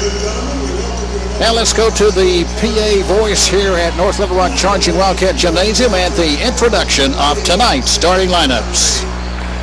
In accordance with 7A principles and the Arkansas Activities Association, please remember book bags are not permitted and headgear is not permitted inside the arena for adults and students. This includes baseball caps, hats, scarves, bandanas, unless approved by the building principal. If you have on any headgear, please remove it at this time. Please do not sit on or place your feet on the walls, seats, or the back of seats, or step in or on the seats. The arena floor is a restricted area and only coaches and players and authorized personnel are allowed on the floor before, during, or after the game. Students, please remember the concourse area is not a standing area. Make your way to the concession areas and back to your seat. At this time, we ask you please stand for the playing of our national anthem by the North Little Rock High School Band.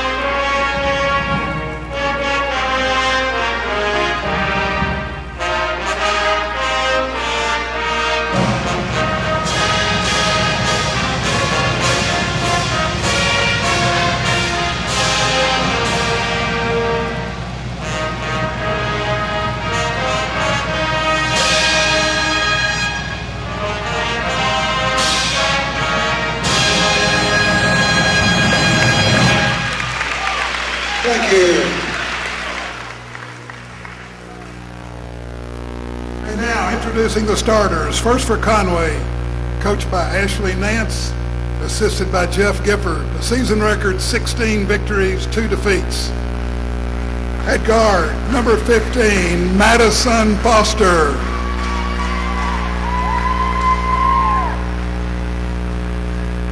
At forward, number 24, Bray Hobbs.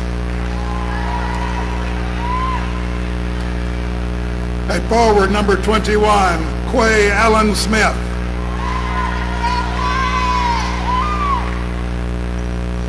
At guard number 22, Anjane Chambers. And at guard number 1, Taylor Galt.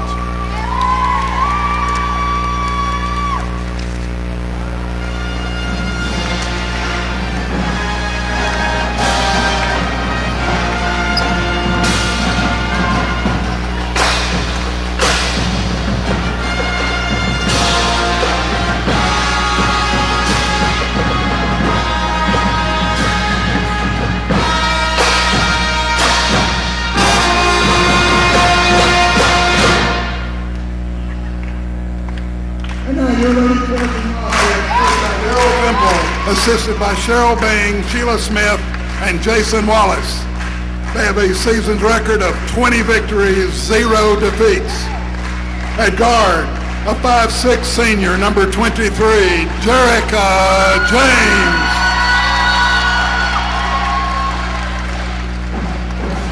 At guard, a 5'3" senior, number 14, Kayla Brown. At guard, a 5'6" junior, number 20, Sandy Jackson. At forward, a 5'10" junior, number 11, Zayna King. And at center, a 6' junior, number 32, Lexus Williams.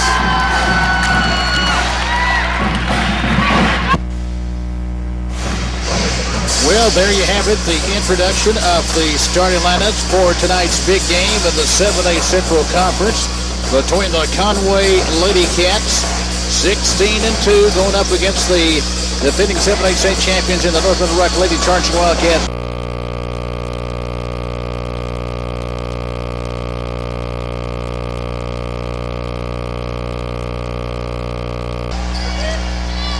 North Little Rock breaks the huddle first as they are out there, and the Conway Wampus Cats also out there. It'll be Taylor Galt jumping for Conway. She'll be jumping against Williams for the North Little Rock Lady Charging Wildcats, and the ball in the air. The tip is won by North Little Rock. As you look at your radio down, the first half of play, North Little Rock goes to the bucket to the right side of your dial or monitor.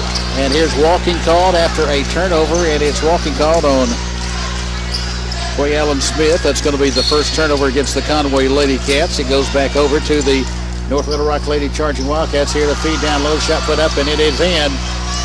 And scoring underneath for the North Little Rock Lady Charging Wildcats on the play is Sandy Jackson, and the score is 2-0. It's a 2-0 lead in the game for the North Little Rock Lady Charging Wildcats. Here the ball down the floor, and it's knocked out of bounds right in front of our CSN microphone. In fact, Lewis Ambers kept it from hitting us over here.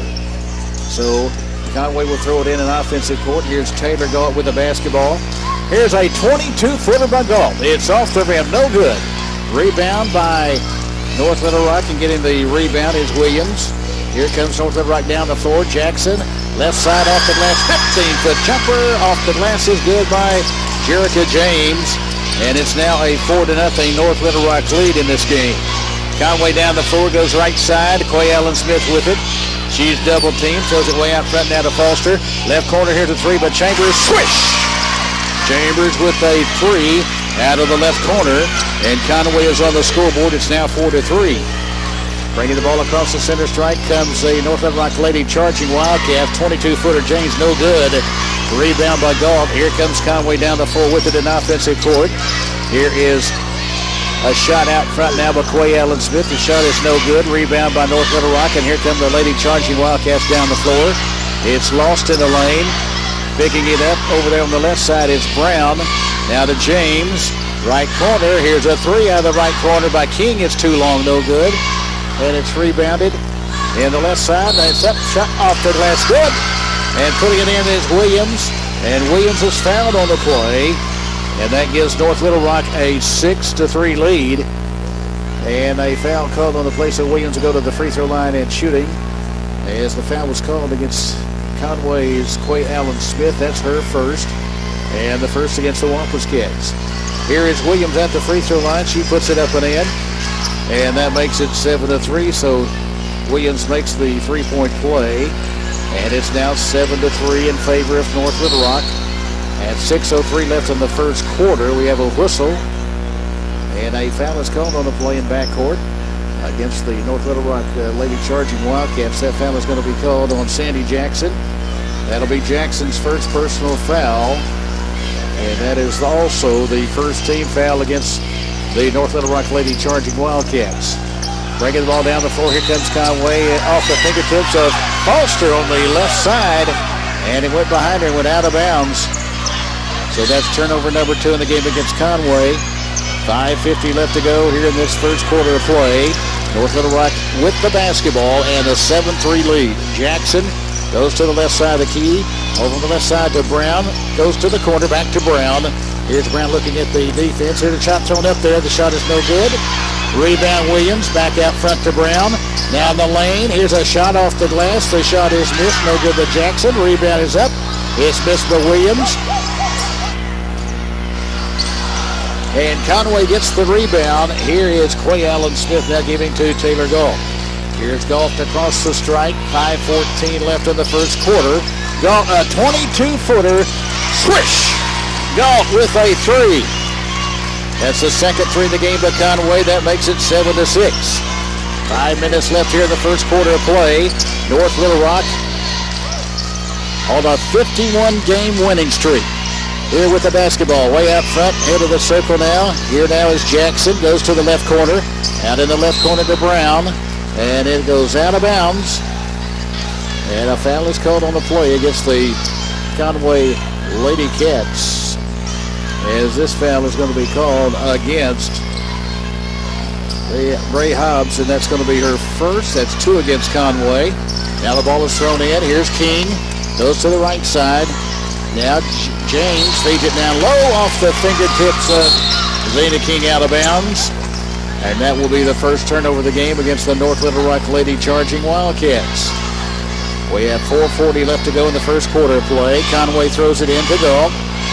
Here's Galt with the basketball. Galt throws it across the strike. Goes now to Chambers. Baseline, 10-footer. Rolls off no good. They battle for it. It goes out of bounds as Hodge battles for it. So does Williams. And it's last touched by Lexus Williams of the North Little Rock Lady Charging Wildcats. So Conway will throw it in. It goes down to Galt. Here's a 25-footer Galt. Swish! Galt with her second 3 in this quarter. And Conway is up by 2 at 9-7. Here's North Little Rock with the basketball. 4:15 left in the first quarter. Pass way out front. Working on the right wing now is Brown. Here's Brown with it. Right side of the key. Brown head of the circle now. Goes to the left side on a pass to Sandy Jackson. Here's Jackson with the basketball. Feeds down low. Shot put up there, no good. They battle for it. It goes out of bounds. It is last touched by Alexis Williams. So Conway will throw it in. Long pass down the floor to Chambers. Puts up a shot, no good. Chambers puts it up, no good, and she is fouled on the play. And the foul is going to be called against the North Little Rock Lady Charging Wildcats. So Ajay Chambers will go to the line. She'll be shooting. Lanisha Taylor is called for the foul. That's going to be her first. Free throw is up. Free throw is good. One more shot coming now for Chambers, who has 4 points in the game. It's up. It's good again. Chambers now with 5. And Conway out to a 4-point lead at 11-7. 3:45 left in the first quarter. Across the strike and offensive court now. Here's Sandy Jackson. Jackson head of the circle. Jackson goes to the right side of the key. It goes to Brown. Here's Kayla Brown with the basketball. Bounces right corner. Over to Rodnisha Taylor. Taylor feeds in the lane. Ball deflected. Goes out now to Kayla Brown. Here is Brown setting up the play. Goes to the left corner now to Jerica Jackson. Jackson loses the handle on it. It's going to be a tie-up in the left corner. And on the alternating possession, it will go over to the Conway Lady Cats. 3:17 left to go in the first quarter. Mike Harris along with Lewis Ambers. What's your thoughts on this matchup here tonight? Well, Conway's playing with a lot of confidence and shooting it extremely well from the outside. And right now we have a timeout on the floor with 3:17 left in the first quarter of play. As we pause from charging Wildcat Gymnasium in North Little Rock, it's Conway 11 and North Little Rock 7. You're listening to Senior Girls High School Basketball on CSN.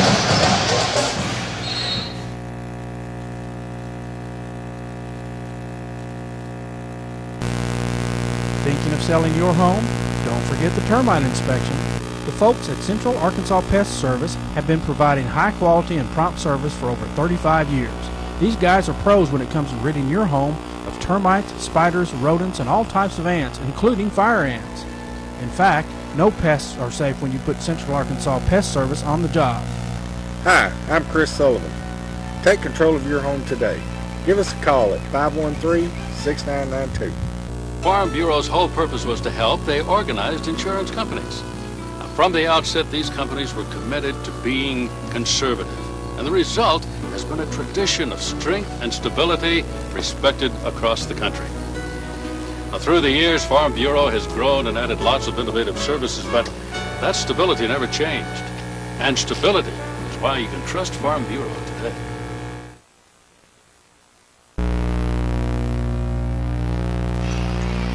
Here's a feed down low to Quay Allen Smith, and Smith is fouled on the play. She'll go to the free throw line. She'll be shooting with 3:07 left here in the first quarter. That will be the 13th foul against North Little Rock and the first team foul on Alexis Williams. So she has committed her first foul in the game. Free throw is up by Quay Allen Smith, and she puts it up and in. Quay Allen Smith with the bucket. And that makes it 12-7. Conway with their largest lead in the contest now by 5. Next free throw is up. It is good again. So Conway with a at 13-7. Full press by the Lady Cats. Here's a pass across the strike to Kayla Brown. Brown drives the lane, throws it up there, no good. They battle for it. It goes out of bounds. Last touch by Conway. So North Little Rock will throw it inbounds with 2:53 left to go here in this first quarter of play. It goes in on the right side, driving in the lane. Here Jackson throws it up and in. What a penetration move by Sandy Jackson. She now has 4 points in the game. That makes the score now 13-9. Here's a three by Galt, no good. Rebound by Quay Allen Smith, no good. Rebound by Foster, goes left corner. Chamber, the shot is short, no good, and it's rebounded by Rodnisha Taylor. And here comes North Little Rock with the basketball down the floor. Pass down the floor, it's out of bounds. Last touched by Alexis Williams. And with 2:24 left in the first quarter of play, Conway will get the basketball, leading 13-9. Bringing the ball across the strike in back court will be Foster. Here's Foster. Works on the right side. Now dribbles behind her back. Throws it out front now to Chambers. Chambers to Foster. Here's Foster. Bouncing it to Galt. Galt with the basketball. She goes up from 22. It's no good. And a foul is called on the play underneath. A holding foul is called on Rodnisha Taylor as Taylor commits the foul. And that will be the second personal foul on Rodnisha Taylor as she goes to the bench. It's going to be 14 fouls here in the first quarter against North Little Rock. Feed down low. A screen is set. Here's a turnaround shot. No good. Missed by Galt. Rebound by Hobbs. Back out to Galt. Left side on the left wing. 23-footer. Swish! Galt with her third three of the game. Conway up by 7, 16-9. With 1:41 left to play in the first quarter. To the right side, it goes now to Kayla Brown. Here is Brown with the basketball. Goes out front now, head of the circle. Setting up the play now. Here's a pass to the left side, deflected. Here's Hobbs getting the steal. And it goes now to Foster. Foster across the strike down the floor. Here's a three by out of the right corner by Galt again. 4 threes in the game for Galt. And Conway up by 10 at 19-9. 1:05 left in the first quarter. Here comes North Little Rock with the basketball, riding a 51-game winning streak. Feed down low to Williams, puts up the shot, no good, and she's fouled by Quay Allen Smith. So Smith got her. That'll be the second personal foul on Clay Allen Smith.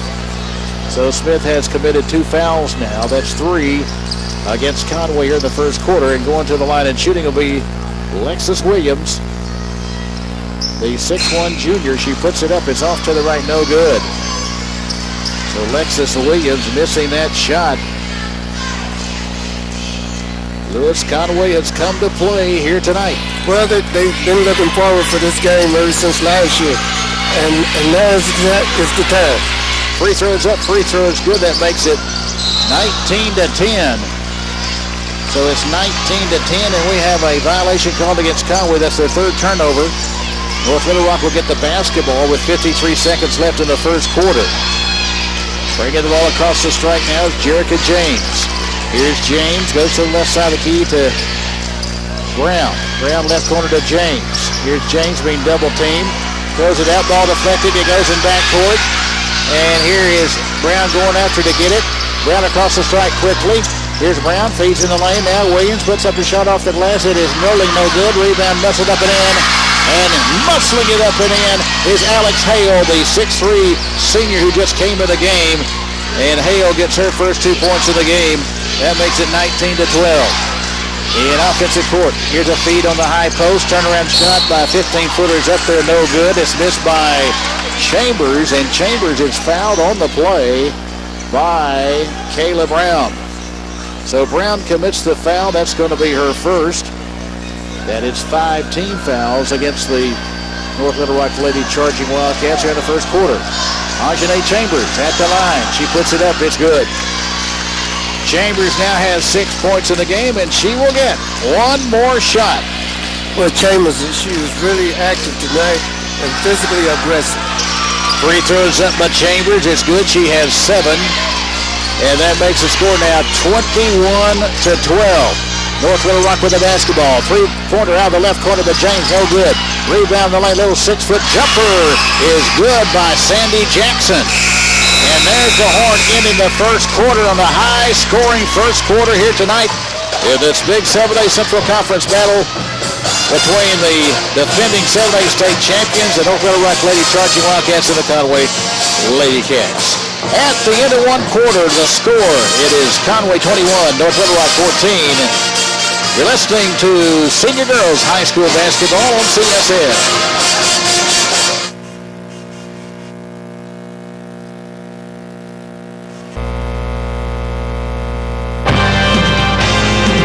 It's football season, and now's the time to get ready for the winter with new tires at the John Miller Tire Company in North Little Rock. Dunlap, Monroe, Michelin, Uniroyal, and Cooper Tires. Matt Miller and John Miller offers the best tire service in Central Arkansas. So for great tires at a great price, go by and see the professional technicians at the John Miller Tire Company, 7121 JFK in North Little Rock, or call 833-3930.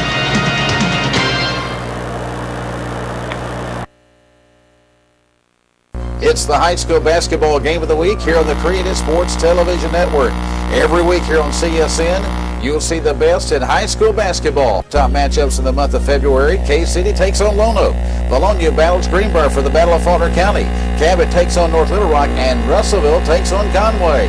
It's the high school basketball game of the week every weekend here on the CSN Television Network.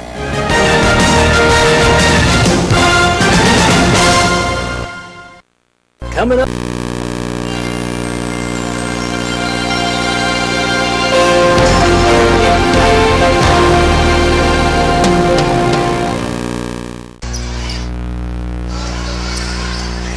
North Little Rock inbounds the basketball as we start this second quarter of play. Conway on top 21-14. Lewis, your thoughts about the first quarter? Well, Conway is coming out fired up, and they're hitting big shots, and the big threes is the one that's killed North Little Rock. Here's a driving layup on the baseline, is up and in by Sandy Jackson as Jackson scores. And now here comes Conway back, and Conway will score. Taylor Galt puts it in. Jackson with her 8th point, and then Galt came back to score as Galt gets her 14th point in this game. And here's North Little Rock with it underneath, off the glass, is up and in. by Alexis Williams. Williams now with 6 points in the game. Conway had a 21-14 lead at the end of one quarter play. The score is now 23-18. Ball is stolen. Here's a layup, no good. Rebound, Jackson puts it up, no good, and she's fouled by Galt. So Galt commits the foul, and going to the free throw line and shooting will be Sandy Jackson. So Jackson at the free throw line, she'll be shooting. Left-handed shooter is Jackson. As she puts it up there, the shot is in and out, off to the left. It's no good. And she will get one more here. One more shot coming for Sandy Jackson. It's up and it is good. So Jackson missed the first one, made the next one. She has 9 points in the game, and it's 23-19. Ball is stolen by North Little Rock. Here's the steal. Jackson to James. James drives, puts it in the lane, no good. Rebound up off the glass, no good to Williams. Rebound by Hale. She puts up a shot, no good. And she is fouled on the play by Alexis Clardy. Clardy committing the foul, who just came in the game. As Clardy commits the foul, that's going to be her first personal foul. And that's going to be a total of 5 now against the Conway Lady Cats. At the line shooting will be Alex Hale, a 6'3" senior, as she puts it up and goes around and goes in. Hale now with 3 points in the game, and she will get one more shot. But North Little Rock is attacking the inside, and Conway is not cutting that lane up. They got to continue to try to stop the penetration. One more shot is up, and it is up there, and it is good. Another free throw is up there by Hale, and it is good. She now has a total of 4 points in the game. She is 2 for 2 from the line, has 4, and the score is 23-21. The ball is stolen, and here comes North Little Rock down the floor. Shot put up there, shot is no good, and a foul is called on the play. The score is 23-21.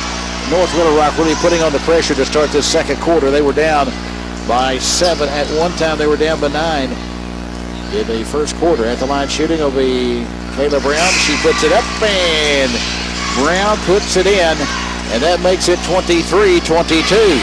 And right now, they're taking all their shots inside, plus they're making a living at the free throw line. Brown, if she makes this game would be tied. As Brown puts it up, and it is rolling off. It is no good. Brown missed that shot after making the first one. Rebound by Conway. Conway brings it down with a score of 23-22. The ball is up off the bench, and she wants the timeout.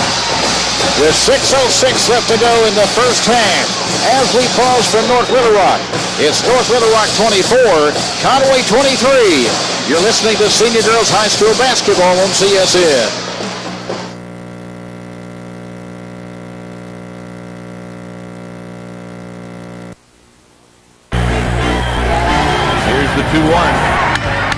Hi, I'm Barry Bonds for RAD, recording artists, actors, and athletes against drunk driving. In my league, we hit home runs without a designated hitter. But if you want to get home safe, there should always be a designated driver. So when you're with someone who is drinking, take their keys. Call a cab or drive them home yourself. Because friends don't let friends drive drunk.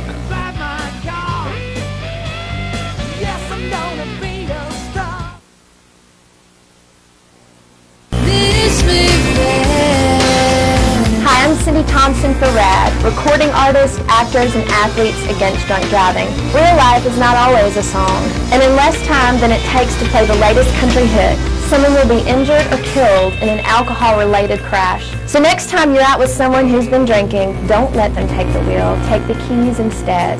Friends, don't let friends drive drunk. This party isn't all that it's cracked up to be.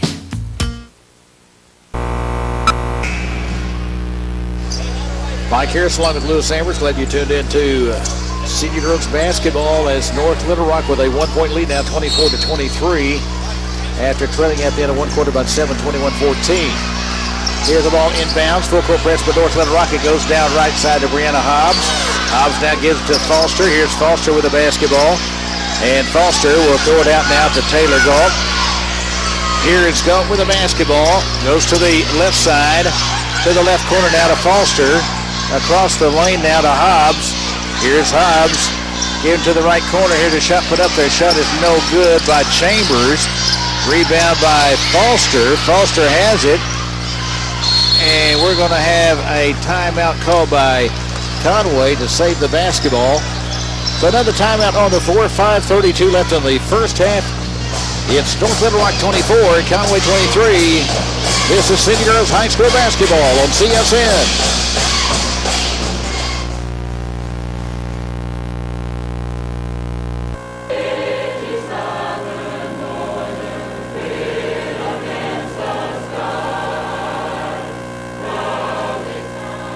The University of Arkansas at Monticello, a tradition of excellence. Excellence in teacher education. Excellence in forestry.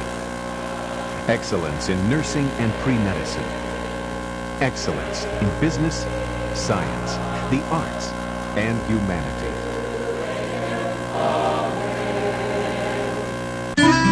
At Shelter Insurance, our agents take your business very personally. They always put people first, keep things simple, make things affordable, and protect your car, home, and family like they were their own. They'll do everything possible to ensure that you stay in the game, rain or shine. Finding the right agent is easy once you know where to look.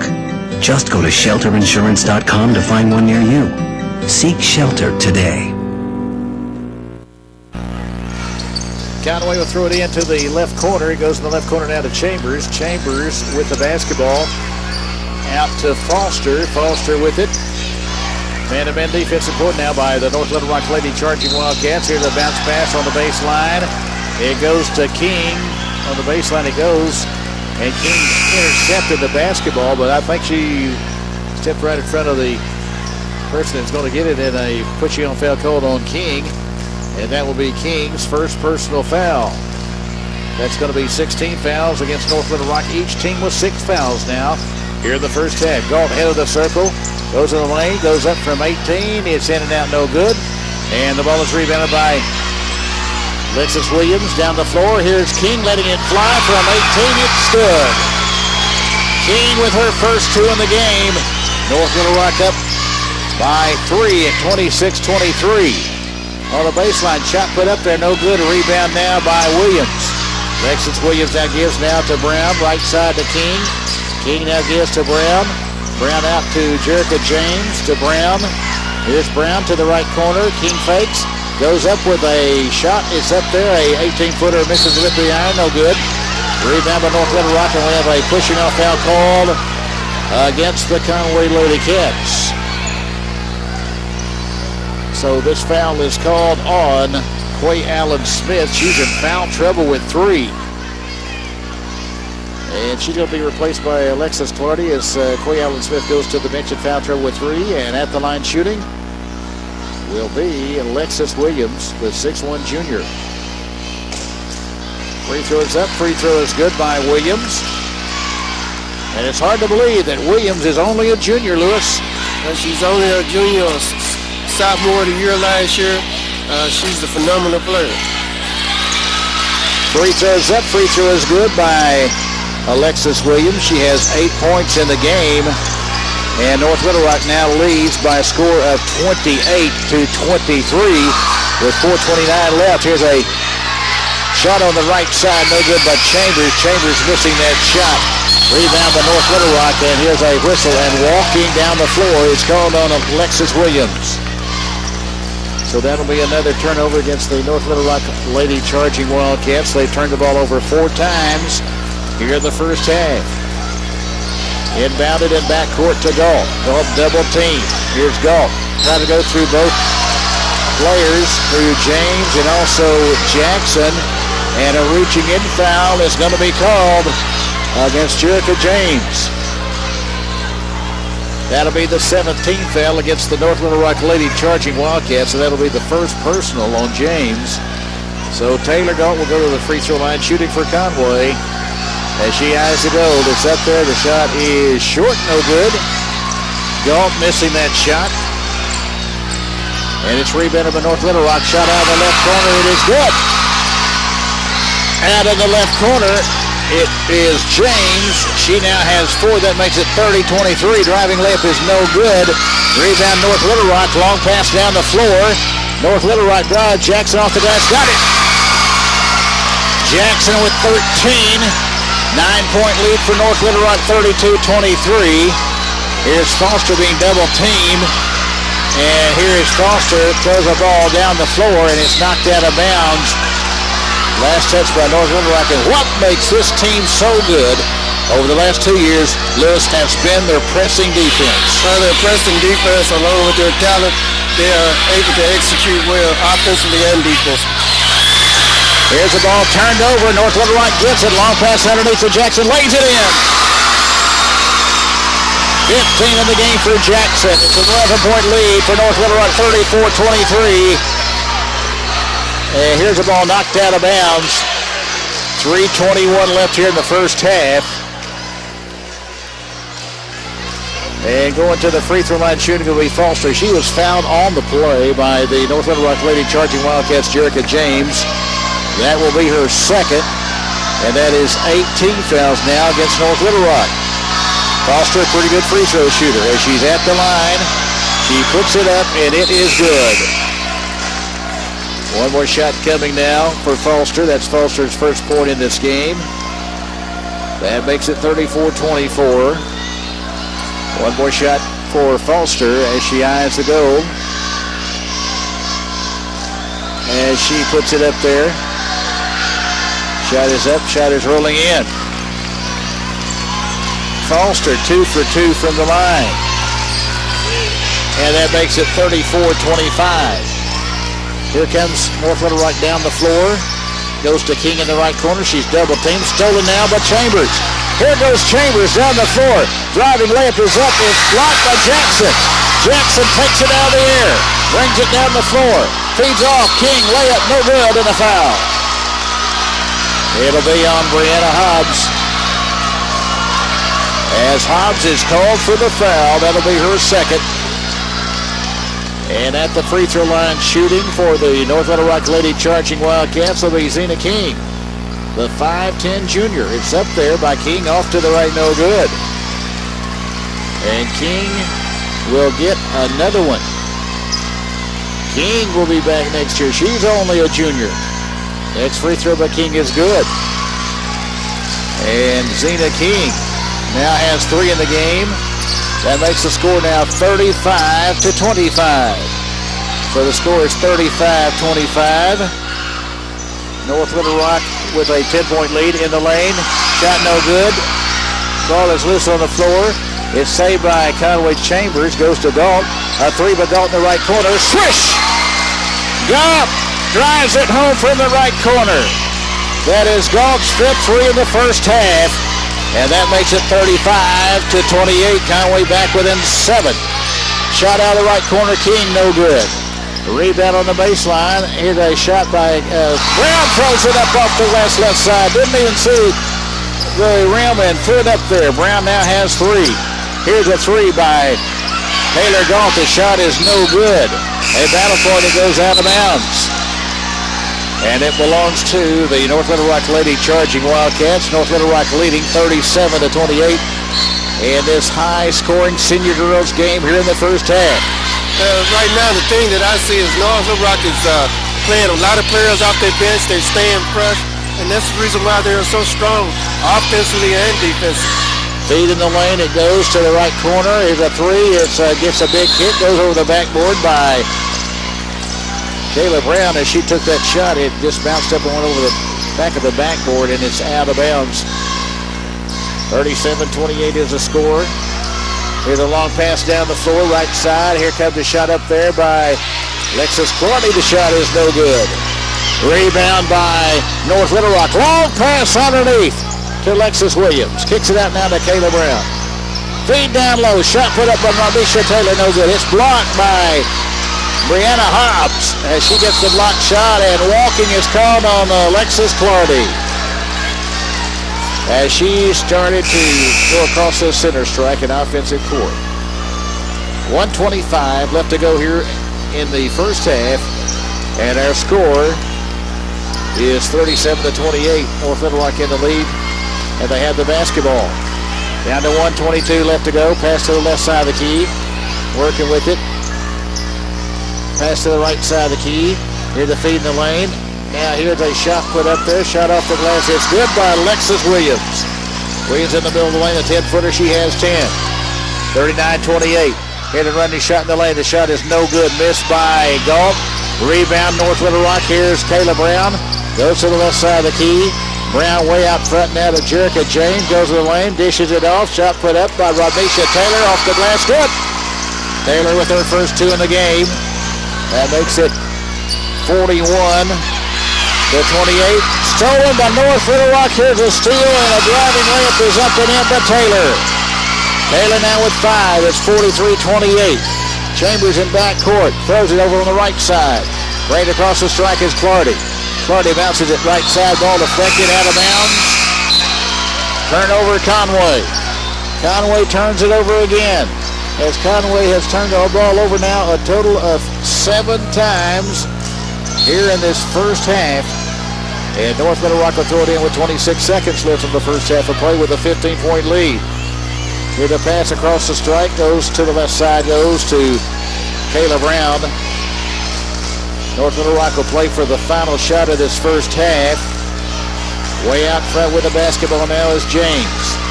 Here's James, works on the right side of the key, facing a 2-3 zone defense by Conway. Here's a 3, 21-footer away. Swish! Swisheroo by Capricia Slokolat to Horn. It goes through the nets, and the horn sounds, and we come to halftime with the North Little Rock Lady Charging Wildcats, the #1 ranked team in the state of Arkansas with an 18-point lead. That's the end of the first half. As we pause for this 2-minute break, our halftime score, North Little Rock 46 and Conway 28. You're listening to the Senior Girls High School Basketball Game of the Week on CSN.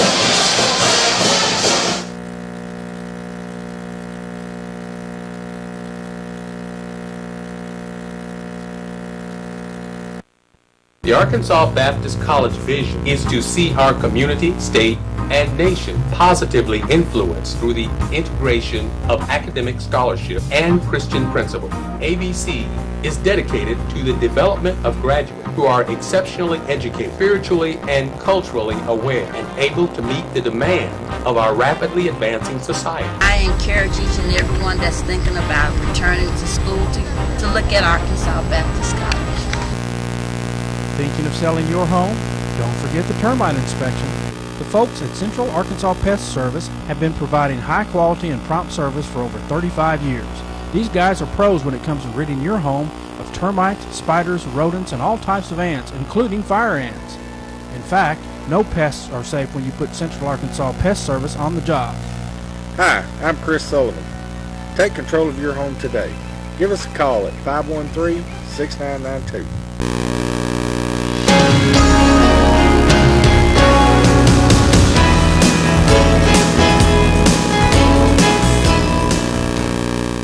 Here at halftime is the head baseball coach of the North Little Rock Charging Wildcats, Brock Moore. Brock, what's your thoughts about the first half?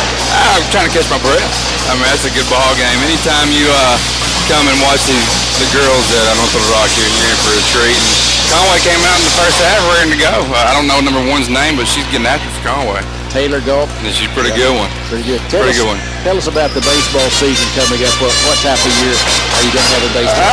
We're looking. We have lofty hopes. I mean, we're at North Little Rock, and we like to play baseball, and we like to play competitively. We lost a lot of seniors last year. We're going on some inexperience, and we're looking forward to some seniors stepping up this year. We're looking forward to Brooks Howard stepping up for us.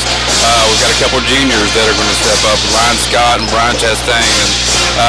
But we have high hopes. What's going to be the strong points this year, you think? Top to the bottom hitting, I think will be as good, if not a little bit better than last year. Defensively, we should be good. Pitching is always a question mark. Actually, that's what we want to hang our hat on it, but we're not ready to hang our hat on it yet. So we're hoping that we can ride the offense early, and hopefully the pitching will catch up. Now, tell us the first game for the Charging Wildcats. We have a benefit game against Benton. That been February the 25th here in a few weeks. So we'll go down there for a JV and a varsity benefit game, and then we'll kick off the regular season March 1st against Parkview here at home. Well, Brock, thank you very much for coming by. Thank you. I appreciate it.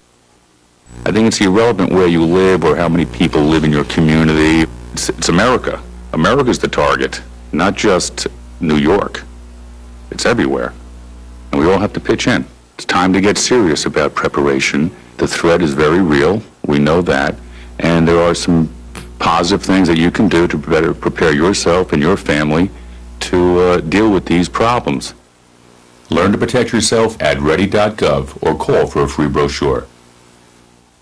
That people can do to protect themselves and their families. Making sure you have a communications plan with your family is important. Store water and non-perishable foods for at least 3 days. Have a flashlight, extra batteries. Also having, prescription drugs available. We're talking the simple necessities of life. We're asking America to be ready, and we will be ready. Learn to protect yourself and your family at ready.gov or call for a free brochure.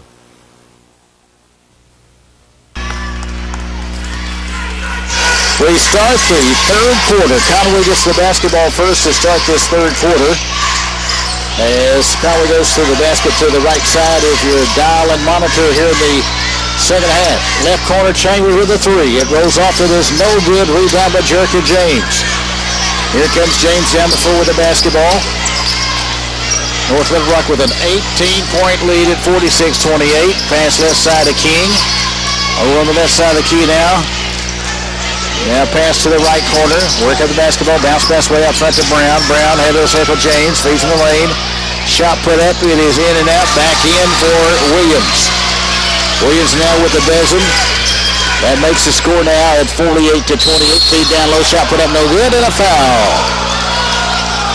As this foul is called on the play. Bumping foul is called. And it's going to be on Lexus Williams. That'll be her second personal foul. First team foul in the second half against the North Little Rock Lady Charging Wildcats. Galt at the free throw line. She puts it up, hits the lip of the eye off to the right, and she will get one more shot. It barely came off the rim, and she would love to have that back. One more shot coming now for Taylor Galt. It's up. It is no good. So Galt misses both free throws, and it's rebounded down by the North Little Rock Lady Charging Wildcats. North Little Rock bringing the ball down the floor. 6:55 left to go, and we have 6:55 left to go in this third period of play. Here the feed down low, and the shot is no good, and we're going to have a violation called against the North Little Rock Lady Charging Wildcats, so the Lady Charging Wildcats will turn it over. Conway will bring it down the floor. Here's Galt across the strike. Galt with the basketball. Goes in the lane. Shot put up there. Shot no good. And a foul. Galt is fouled on the play. This time fouled by Jerica James. That will be the third personal foul on James. And the third team foul against North Little Rock here in the second half. Player control foul as the Lady Cats will throw it inbounds. Goes to the right corner now to Chambers. Feeds down low. Here's Galt. Turnaround 10-footer, no good. They battle for it. Here's James with a rebound. Long pass down the floor. King had her foot on the out-of-bounds line, but the official did not see it. Way out front now goes to Jackson. Jackson, left side of the key. Right side of the key to Kayla Brown. Brown is trying to move with the basketball. Loses it. Picked up in the right corner by King. And a timeout is called by the head basketball coach of the North Little Rock Lady Charging Wildcats in Daryl Fipple. So with 6:15 left to go in this third quarter, as we pause the score from Charging Wildcat Gymnasium in North Little Rock, it's North Little Rock 48, Conway 28. You're listening to City Girls High School basketball on CSN.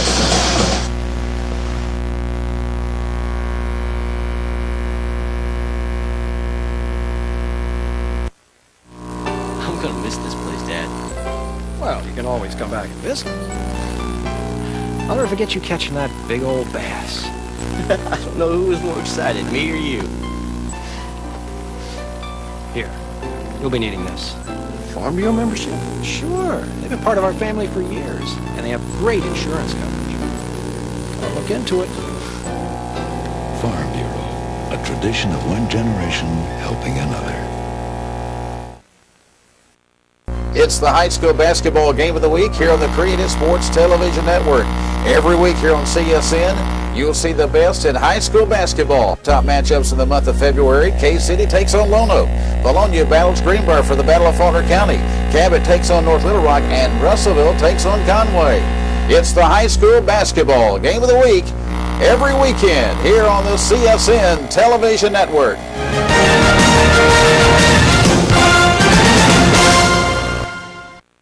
Coming up.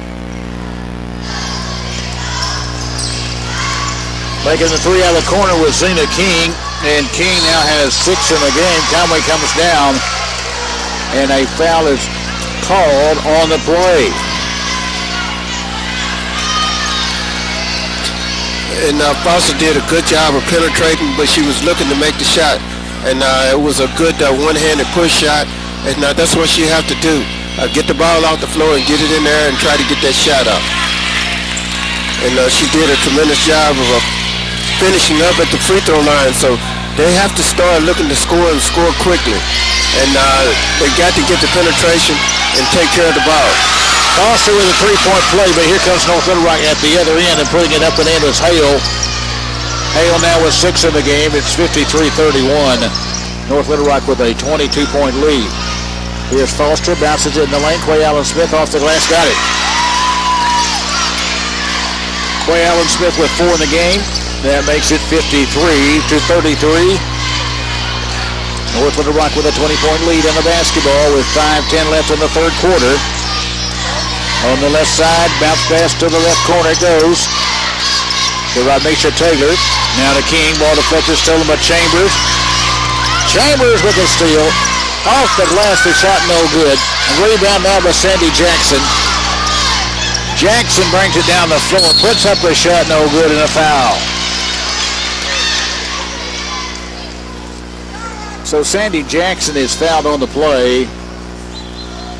This foul is going to be called on the Wampus Cats, and it's going to be on Briella Hobbs. That'll be her third. Free throw up by Jackson. Rolls around, it's off, no good, and she will get one more shot. Well, Brianna had to get some space between her and the shooter. In the backcourt now, here's Galt, and Galt is called for the charge. That's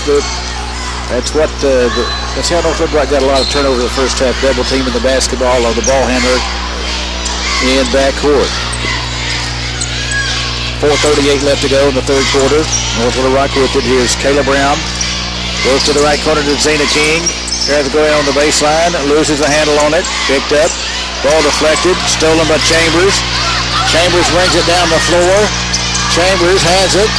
It's loose on the floor. North Little Rock takes it away. Kayla Brown will bring it down the floor. 4:13 left to play. North Little Rock with the basketball.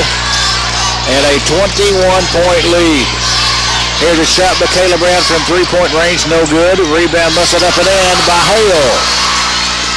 Hale going to the board, she has 8. A 23-point lead, 56-33. Here's a three by Foster. Bingo! Foster with a big three. Out of the left corner, she has 8.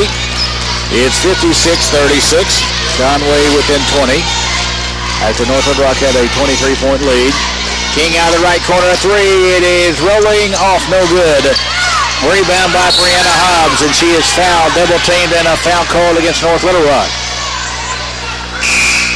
This foul is going to be called on Alex Hale.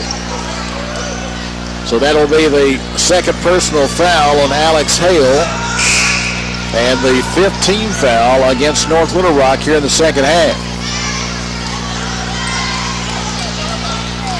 3:32 left to play. The score 56-36. Conway throws it in now to Alexis Clardy. Clardy across the strike with the basketball. Loses a handle on it. It goes out of bounds. So North Little Rock will throw it in. Goes in backcourt now to Kayla Brown. Brown across the strike, swings around to the left side. Driving the lane, here's a lob underneath, it goes out of bounds. Over the head of Alex Hale.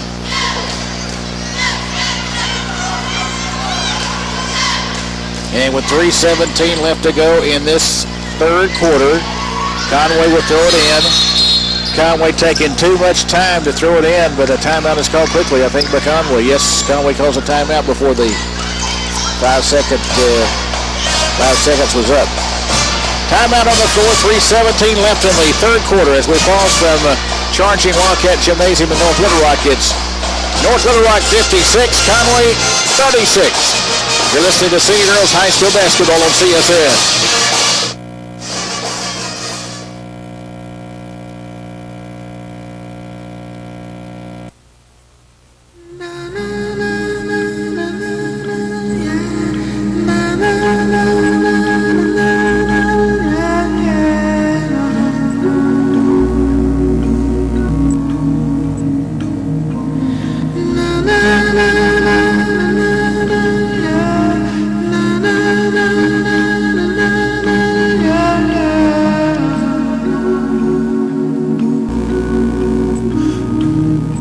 AIDS has created over 14 million orphans worldwide. That's the equivalent of every child under 5 in America, with no one to watch over them.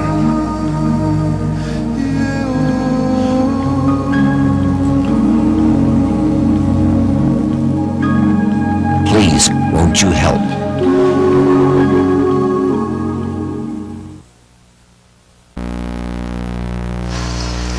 Pass down the floor. It's stolen by North Little Rock. The Lady Charging Wildcats on the baseline. Shot put up there. The shot is no good by Capricia Slocum. Long pass down the floor. Chambers lays it up. No good. Misses again before Conway. And here's the ball deflected. Loose on the floor. Still loose on the floor. That's like a hot potato now. Here's a pass down the floor. Ball loose. Is still loose. And finally Taylor Galt picks it up in backcourt. Galt across the strike. Works with the basketball. Here's Galt double team. Throws it out now to Foster. Foster goes left side underneath and it's out of bounds. Last touch by North Little Rock as Conway will control underneath with 2:32 left to go in this third quarter. Goes to Chambers. Chambers now to Foster. Foster bounces it down low. Quay Allen Smith off the glass, no good. Rebound by North Little Rock, and get in the rebound for the Lady Charging Wildcats as LaShawn Brooks, the 5'9 junior who just came in the game. It goes high post to Brooks. Shot put up there, no good. Rebound by Hale. Hale will kick it out now to Sandy Jackson. Down to 2:03, 2:02, 2:01. 2 minutes left to go in the third period. Here's Jackson on the left side of the key. Bounce pass left corner. Trying to drive is Kayla Brown. Shot put up there, no good. And a foul is called in the left corner. Bumping foul in the left corner. It's called against the Conway Lady Cats. And it's committed the foul that time was Alexis Clardy. That will be her second. Goes in now on the left side to Capricia Slocum. Slocum head of the circle. Passes left wing to Kayla Brown. Here's Brown looking inside. Goes left corner now. Sandy Jackson underneath off the glass. Got it. Driving down the left baseline. Jackson puts it in. She has 18. Here comes Conway. Driving left is up and in. And scoring for the Conway Lady Cats is Madison Foster. Foster down double figures with 10. 58-38. 1:22 left to go here in this third quarter. Pass out of the left corner. Sandy Jackson a three. No good. With the top of the backboard. Ricocheted out now to Slocum. Slocum now gives to Brown. Here's Brown. Kayla Brown trying to get past Galt. It goes in the right corner. Feed down low. Shot put up there. Shot no good. Rebound muscled up. No good. Rebound by Alexis Clardy. Clardy with the basketball. Bounce pass now to Foster. Losing it down the floor. Foster underneath to Quay Allen Smith off the glass. No good, and a foul. So Quay Allen Smith will go to the line And she will be shooting with 48 seconds left to go here in this third quarter play. It's a 20-point lead for the North Little Rock Lady Charging Wildcats, 58-38.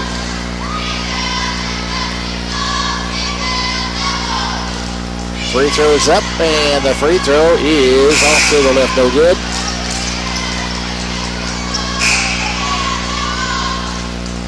One more shot coming to Quay Allen-Smith.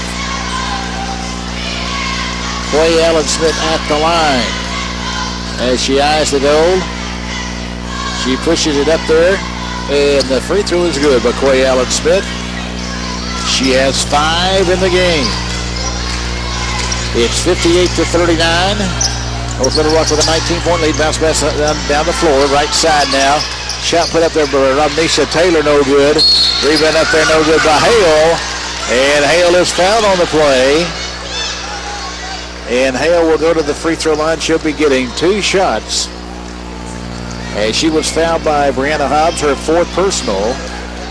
And that is about the 4th team foul against Conway. Free throw is up. Free throw is no good by Alex Hale. And she will get one more coming up. Well, North Little Rock is doing a good job with their big people, getting the offensive and defensive boards. They block out very well. Free throw by Hale is up and in. Hale now with 9 points in the game. It's 59-39.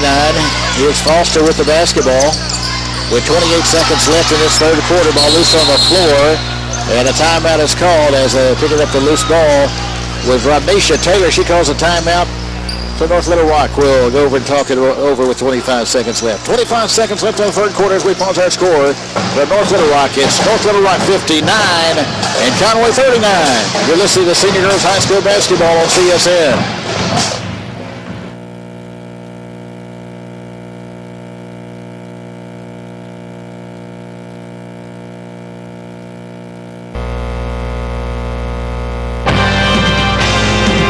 It's football season, and now's the time to get ready for the winter with new tires at the John Miller Tire Company in North Little Rock.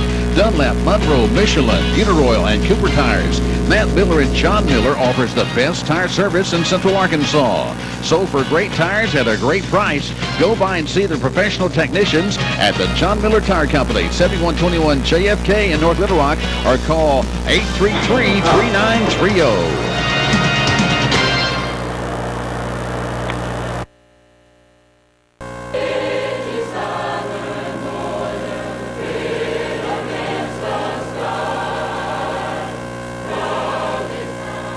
The University of Arkansas at Monticello, a tradition of excellence. Excellence in teacher education. Excellence in floristry. Excellence in nursing and pre-medicine. Excellence in business, science, the arts, and humanity.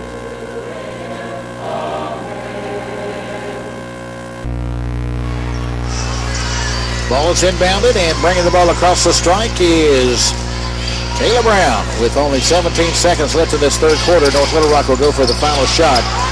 This third quarter play goes now to King. King with it. Here's King. Loses the basketball. All deflected, knocked out of bounds by the Conway Lady Cats. 39. We'll be back with the fourth quarter in just a moment. As you're listening to the high school girls basketball game of the week on CSN.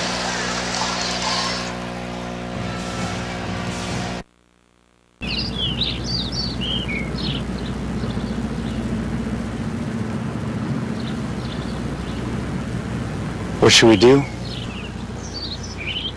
Better call our shelter agent. Yeah. Hey, Tom. You got a sec? Oh, yeah, sure. We know what the weather is like in your area because we live in your area. Shelter Insurance. For your auto, home, and life. We're your shield. We're your shelter. The Arkansas Baptist College vision is to see our community, state, and nation positively influenced through the integration of academic scholarship and Christian principles. ABC is dedicated to the development of graduates who are exceptionally educated, spiritually and culturally aware, and able to meet the demand of our rapidly advancing society. I encourage each and everyone that's thinking about returning to school to look at Arkansas Baptist College.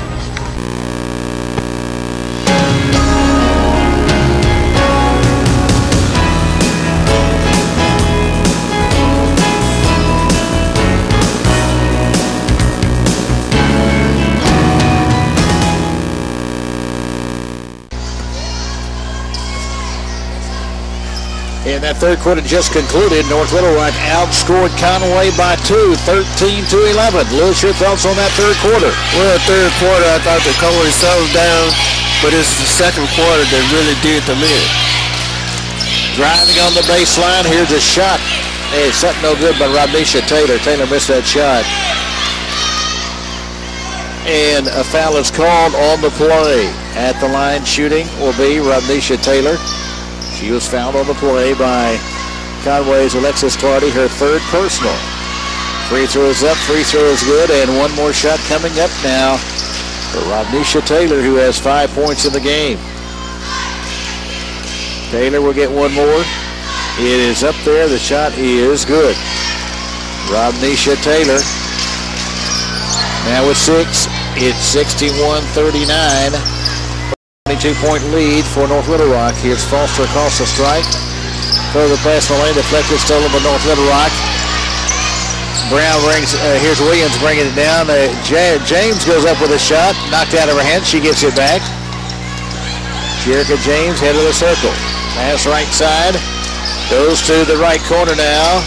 Way out front, that goes to North Little Rock again. Pass to the left side of the key, goes to Jerica James. James, right corner, here's King open with a three, no good.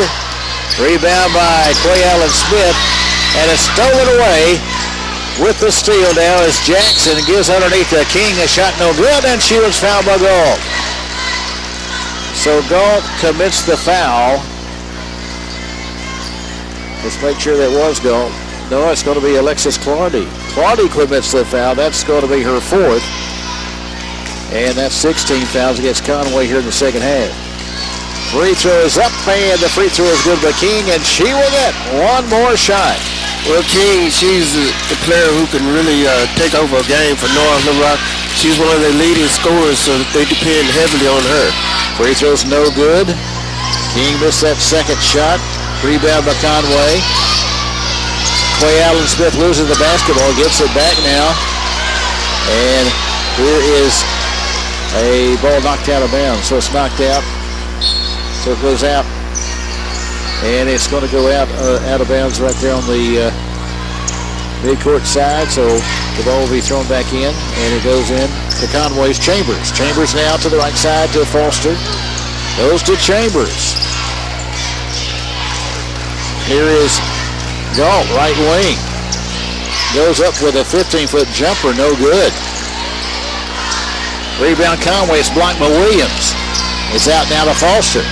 Right side, Clay Allen Smith drives, lays it up and in. From the right baseline, and that's a good move that time.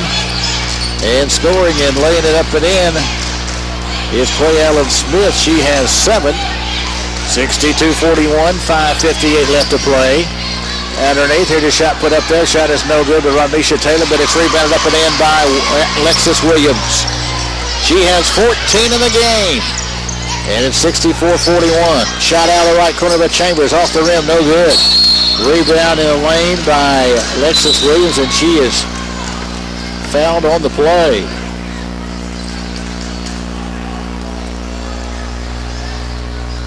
So we're going to have a foul called on the play with, that's going to be the 5th personal foul on Alexis Clardy. So Clardy becomes the first foul out in this game tonight. As Clardy fouls out with 5:41 left to play in this contest. At the line shooting for the North Little Rock Lady Charging Wildcats will be Alexis Williams. She puts up a shot, missed it. Rebound by Conway. A running shot, Galt off the glass, no good. Rebound by Williams. Long pass down the floor. Underneath, Sandy Jackson off the glass, got it. Sandy Jackson has 20 in the game. And it's a Big lead here now. 66-41, 25-point lead in the game for the North Little Rock Lady Charging Wildcats. And now Conway will come in with 5 new players. And Coach Ashley Hutchcraft Nancy is going to rest her starters to get them set for the next game on Friday night. On the road at Cabot on Friday night. That'll be a big game. First time the season's opener in the conference. Conway losing to Cabot at Conway 67-60. So 5 new players in there, and also 5 new players in there for North Little Rock. In there for the North Little Rock Lady Charging Wildcats. At guard is Sasha Giles. She is a 5'2" sophomore. Here's a shot put up there, no good. Ball loose on the floor, picked up now by Conway. Still loose on the floor as it was picked up by the Lady Cats. Clarnisha Hobbs. And Hobbs, I believe, was fouled on the play with 4:55 left to go in this contest. Well, Hobbs, she's a real good ball handler and shooter. And I feel like her minutes is going to increase as the season goes on. She'll be a primary target for next year. LaShawn Brooks committed the foul for North Little Rock. At the line will be Clarnisha Hobbs, the left-handed shooter. She puts it up no good. And it's going to be rebounded, and it's in the loose corner, picked up by Megan Patterson in the game now for North Little Rock, a 5'4" senior. Patterson brings it across the stripe, gives over there to Giles. Goes to the right corner. Over the right corner it goes now to Anna K. Brown down the ball game. Pass to the left wing on the left side. It's Patterson. Feed in the lane now on the high post over to Brooks. Now Brooks feeds it down low. Shot put up there. Shot is no good. Rebound up there, and it is in. Putting it up in, LaShawn Brooks with the bucket. And LaShawn Brooks gets her first 2 points of the game. And it's 68-41, North Little Rock leading with 4:10 left to play in this contest. Here's a 3 on the right side. Bingo!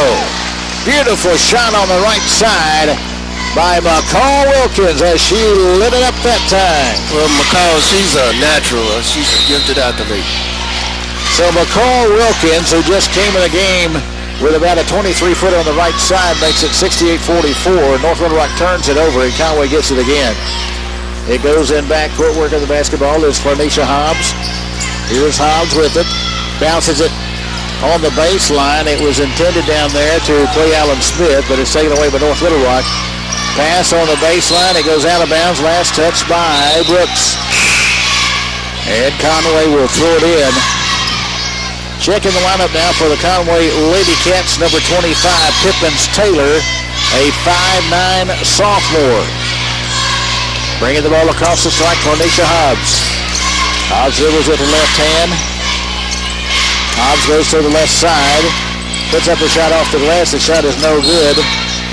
Conway battles for it. It goes out of bounds. Last touch by North Little Rock. And with 3:27 left to go in this game,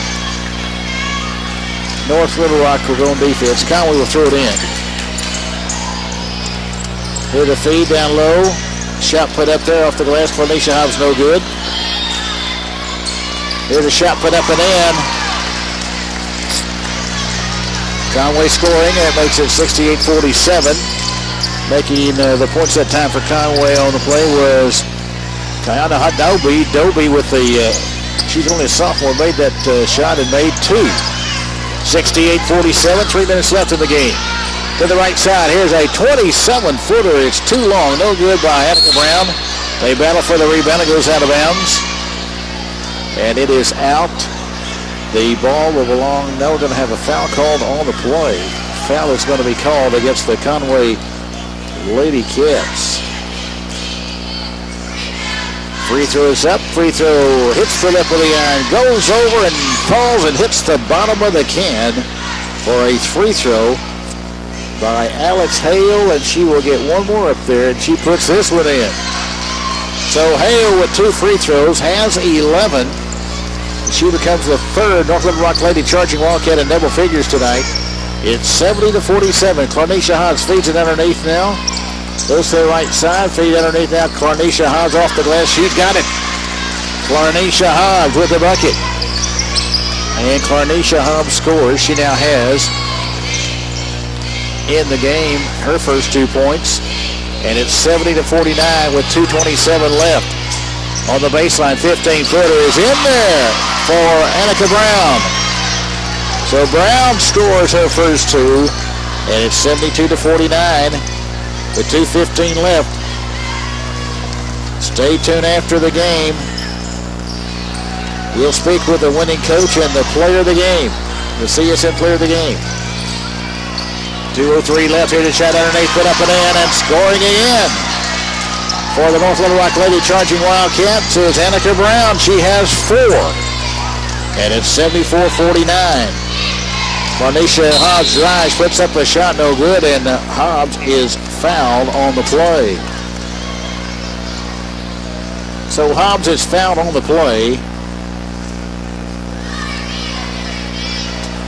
We have 1:47 left to go in this contest. At the line shooting for the Conway Lady Cats will be Clarnisha Hobbs.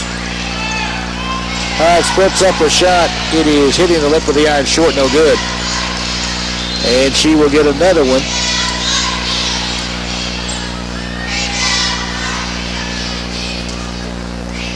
Free throw is up there. Free throw is good by Clarnisha Hobbs. And Hobbs now has 4. And it's 74-50. North Little Rock with it with 1:32 left to play. And double dribbling into the circle is called on Sasha Giles, a 5'2 sophomore. That's going to be a turnover. And it will belong to Conway with 1 minute, 28 seconds left to go in this game. Here now is Clarnisha Hobbs, goes to the right side of the key on a pass over there to McCall Wilkins. Wilkins feeds it down low, trying to hit down low. Pippins Taylor, ball loose on the floor, and we're going to have a tie-up.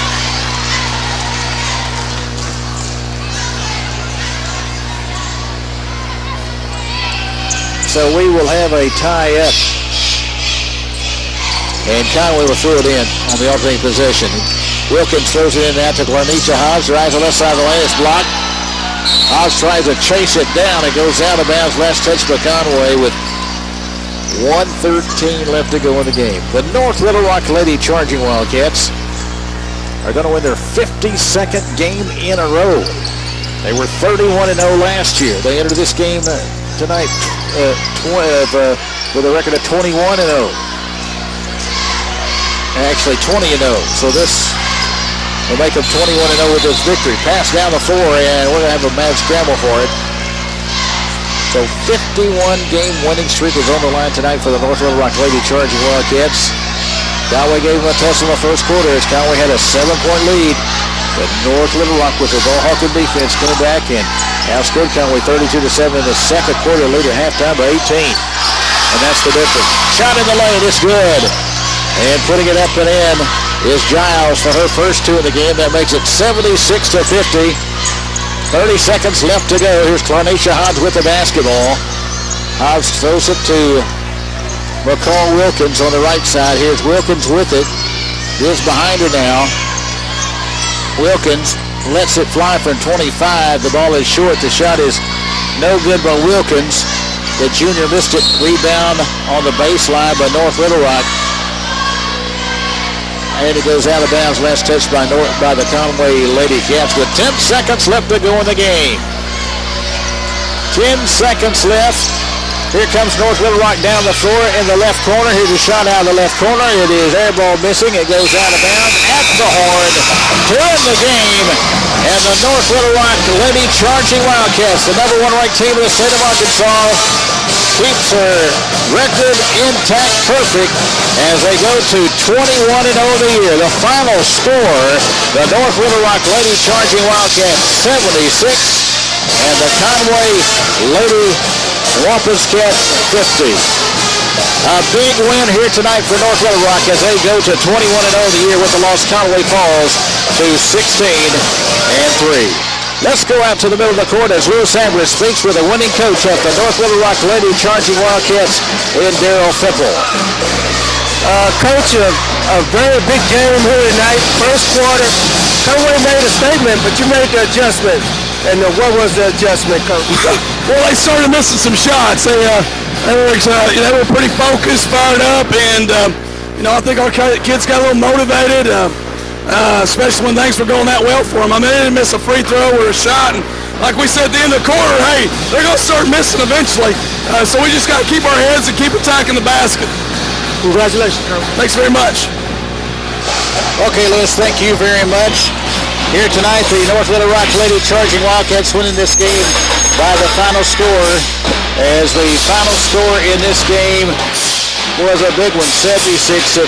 Time now to speak with the CSN star of the game, and we're speaking with Sandy Jackson. Sandy, congratulations, had a great game. Thank you. What were your thoughts about this game tonight? We came out hard, ready to play.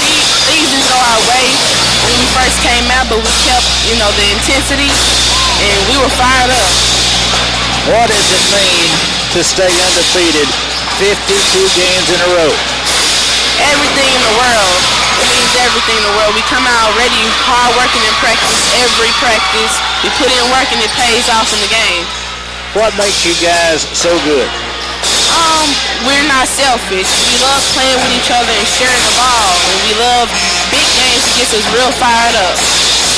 Can North Little Rock go perfect again this year, undefeated, and win another state championship? Yes, of course. No doubt. Now, as you look at the camera up here, Sandy, tell everybody your favorite hobbies. My favorite who? Your favorite hobbies. Hobbies? What do you do when you're not playing basketball? I love to sing at church, and I love to draw and play the drums at church also. Sandy, congratulations. Keep up the great work. Thank you. Y'all are #1 in the state. All right, that's Sandy Jackson, named as our CSN star of the game, as the North Little Rock Lady Charging Wildcats win here tonight by the final score of 76-50. We'll be back with the final comment in just a moment, as you're watching and listening to the CSN Girls Game of the Week on the Creative Sports Network.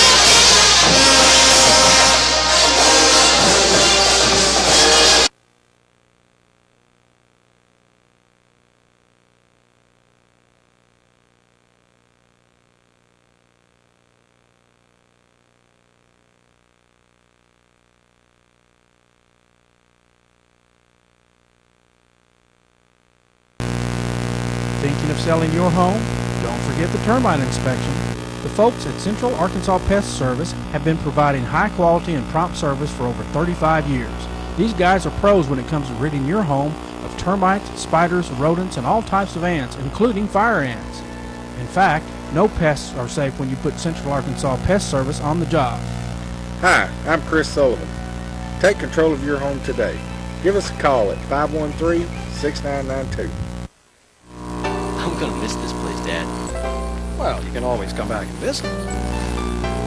I'll never forget you catching that big old bass. I don't know who was more excited, me or you. Here, you'll be needing this. Farm Bureau membership? Sure. They've been part of our family for years, and they have great insurance coverage.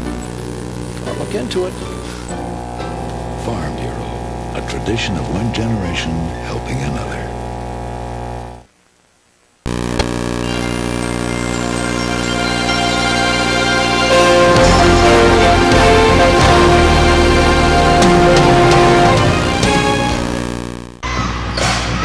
The North Little Rock Lady Charging Wildcats stay undefeated on the year as North Little Rock knocked off Conway by a score of 76-50.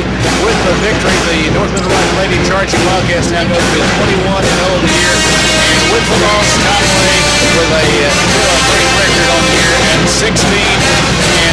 Sandy Jackson led the way and scored with a total of 20 points for the North Little Rock Lady Charging Wildcats, while Taylor Bell led the way in scoring for Conway with a total of 18 points.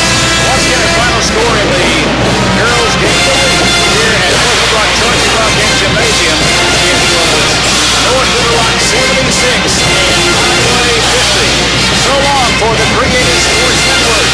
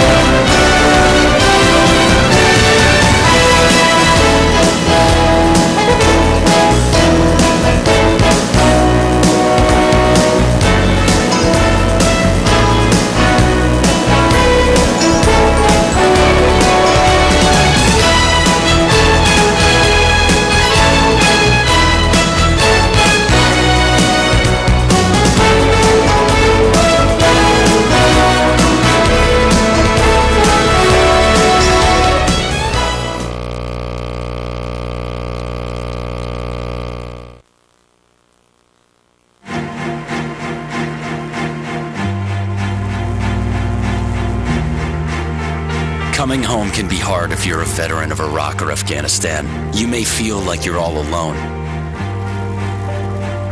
But you're not alone.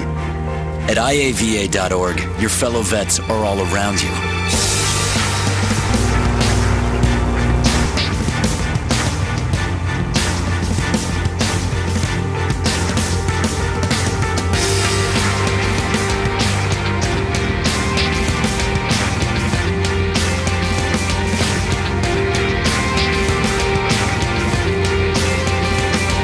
Join our free online community, get the resources you need, and connect to other vets who know where you're coming from. IAVA.org. We've got your back.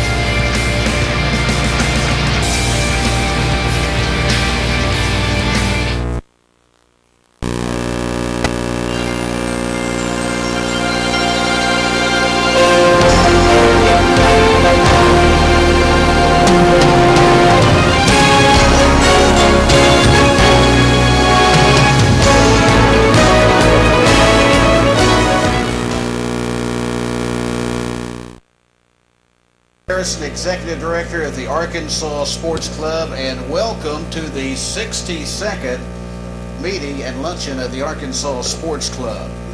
And before we get to today's festivities here today, we'd like to ask the former head basketball coach and athletic director of Hendrix College, Cliff Garrison, to come up and bless this meal, Cliff.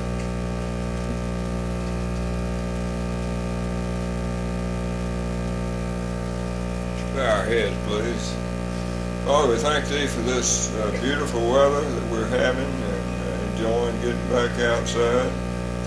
And we thank You for this food. And bless it to the nourishment for our bodies. We thank You for our speaker, Vance, and all that he has meant to sports throughout Arkansas and also his other stops along the way. Be with him as he speaks to us today. We thank You for this club and what it means to all of us. We ask in Your name. Amen.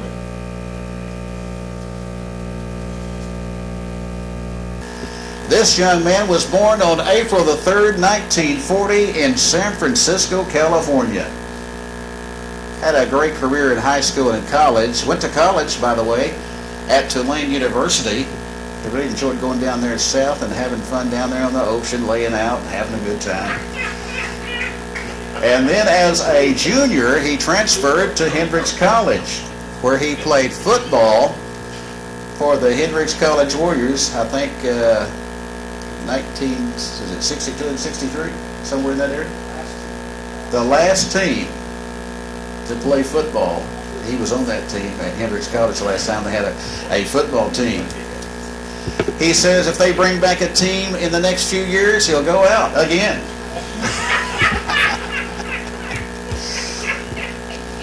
Ladies and gentlemen, he was the former president of the Arkansas Sports Hall of Fame, where he did an outstanding job.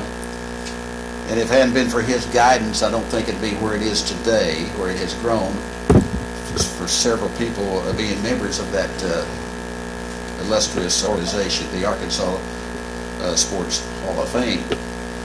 He also was the former president of the AAU, where he did an outstanding job, and he is also the former athletic director of the University of Central Arkansas. It's proud to say that he is a member of this Arkansas Sports Club, and also he is a member of the Arkansas Sportscasters and Sports Writers Hall of Fame, and so many other honors, too numerous to mention. Ladies and gentlemen, I'd like to welcome as our 62nd speaker here at the Arkansas Sports Club, the one, the only, the person coming up now, Vance Strange. Vance.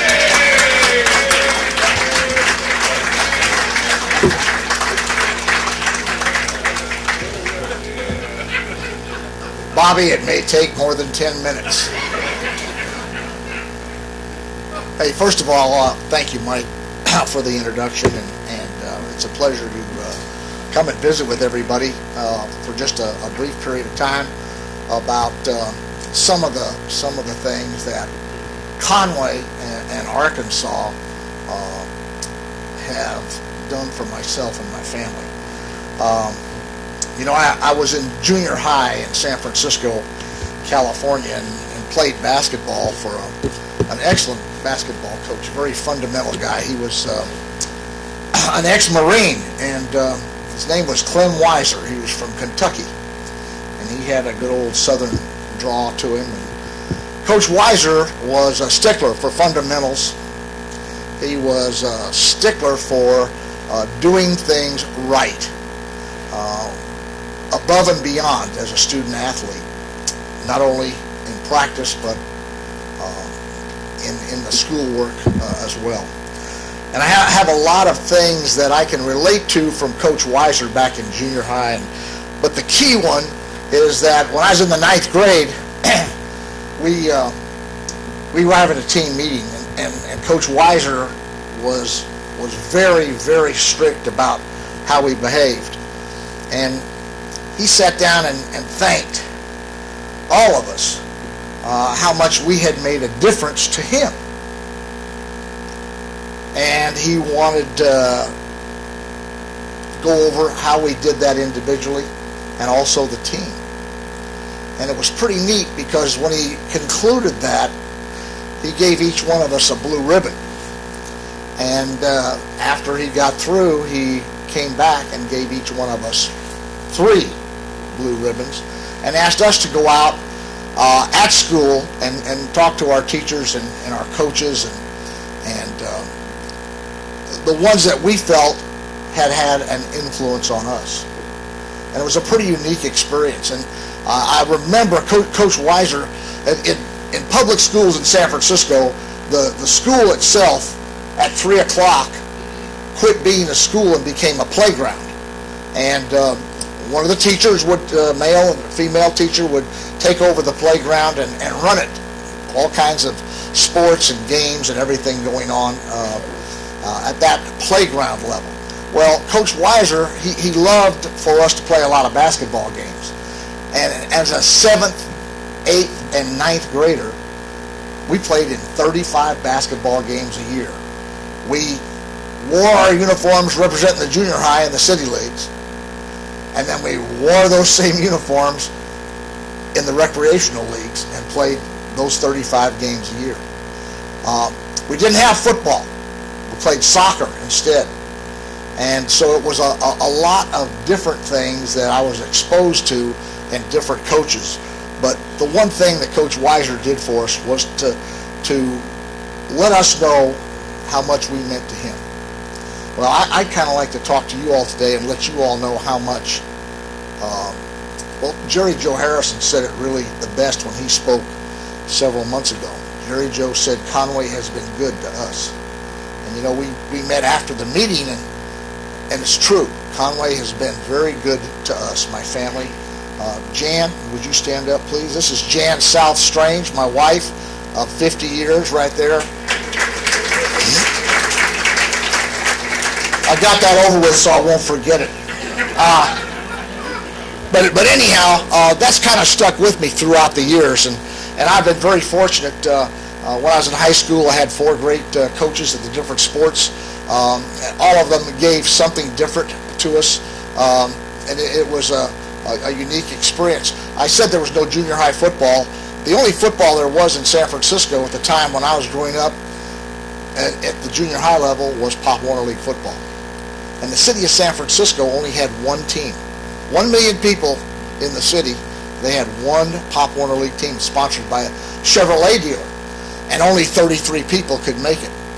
And I was very fortunate to make that team and as a 7th grader. And it was a unique experience because we would play our games on Sunday afternoons or Sunday mornings before the 49er games. And so by the time we were in the 4th quarter, we'd have 50 to 60,000 people in the stands watching us play. But it was a really unique thing in that the high school coaches would just be at our practices every time that they could, and they recruited us right off of the Pop Warner League program. I happened to go to Lowell High School where I got to play 4 sports and participated. Baseball wasn't my real love, and I didn't go out for it at first, but Coach Filing, our football coach, brought me in one day and said, we had a school of 1,800 students. He said, Vance, we only have 9 guys out for baseball. And I said, you got to be kidding. He said, no. He said, Coach Drysdale can't even substitute if somebody gets hurt. He said, you're on the baseball team. So that's how I got to play baseball, and learned a great deal from Coach Walter Drysdale. We had an outstanding coaching staff at Lowell High School, and had a lot of great experiences. And I learned to play the split T formation, which was a unique thing because in the Pop Warner League we were brought up on the single wing, where I played tailback. When I became a senior, I went off to Tulane University, had an opportunity to play for the Green Wave, and as Mike alluded to, there's a lot of distractions down there in New Orleans. I didn't let any of them get me, except for about an hour after I got to New Orleans. But we had some great coaches, super coaches, and we played and ran out of the wing T formation, which was so popular even here at Conway Public Schools for years, and the wing T was great. Our coaching staff consisted of a guy named Andy Pilney from Notre Dame, great running back, Gene Newton, who was a quarterback at Tulane, Eddie Kayat. Eddie Kayat went on to be the head coach of the Philadelphia Eagles. Jack Green, he was the captain of the Blanchard Davis Army team.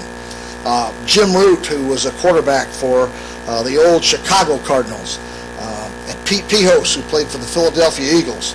And then, of course, the guy that probably taught me more football than I was ever able to learn was Coach Benny Ellender. Benny was a special guy, and Don, I know you know Benny. And I played quarterback for Benny on the freshman team at Tulane, and Gene Newton was his assistant, and they just did a great job with us, and we were really a proud bunch. I had 2 teammates there that I wanted to mention their names. One of them was a guy named Terry Terrebonne. Terry played for the Redskins for a while, and Neil Murphy Jones. Neil was our team captain from Baton Rouge, Louisiana. And the reason I mentioned Neil, because in Neil's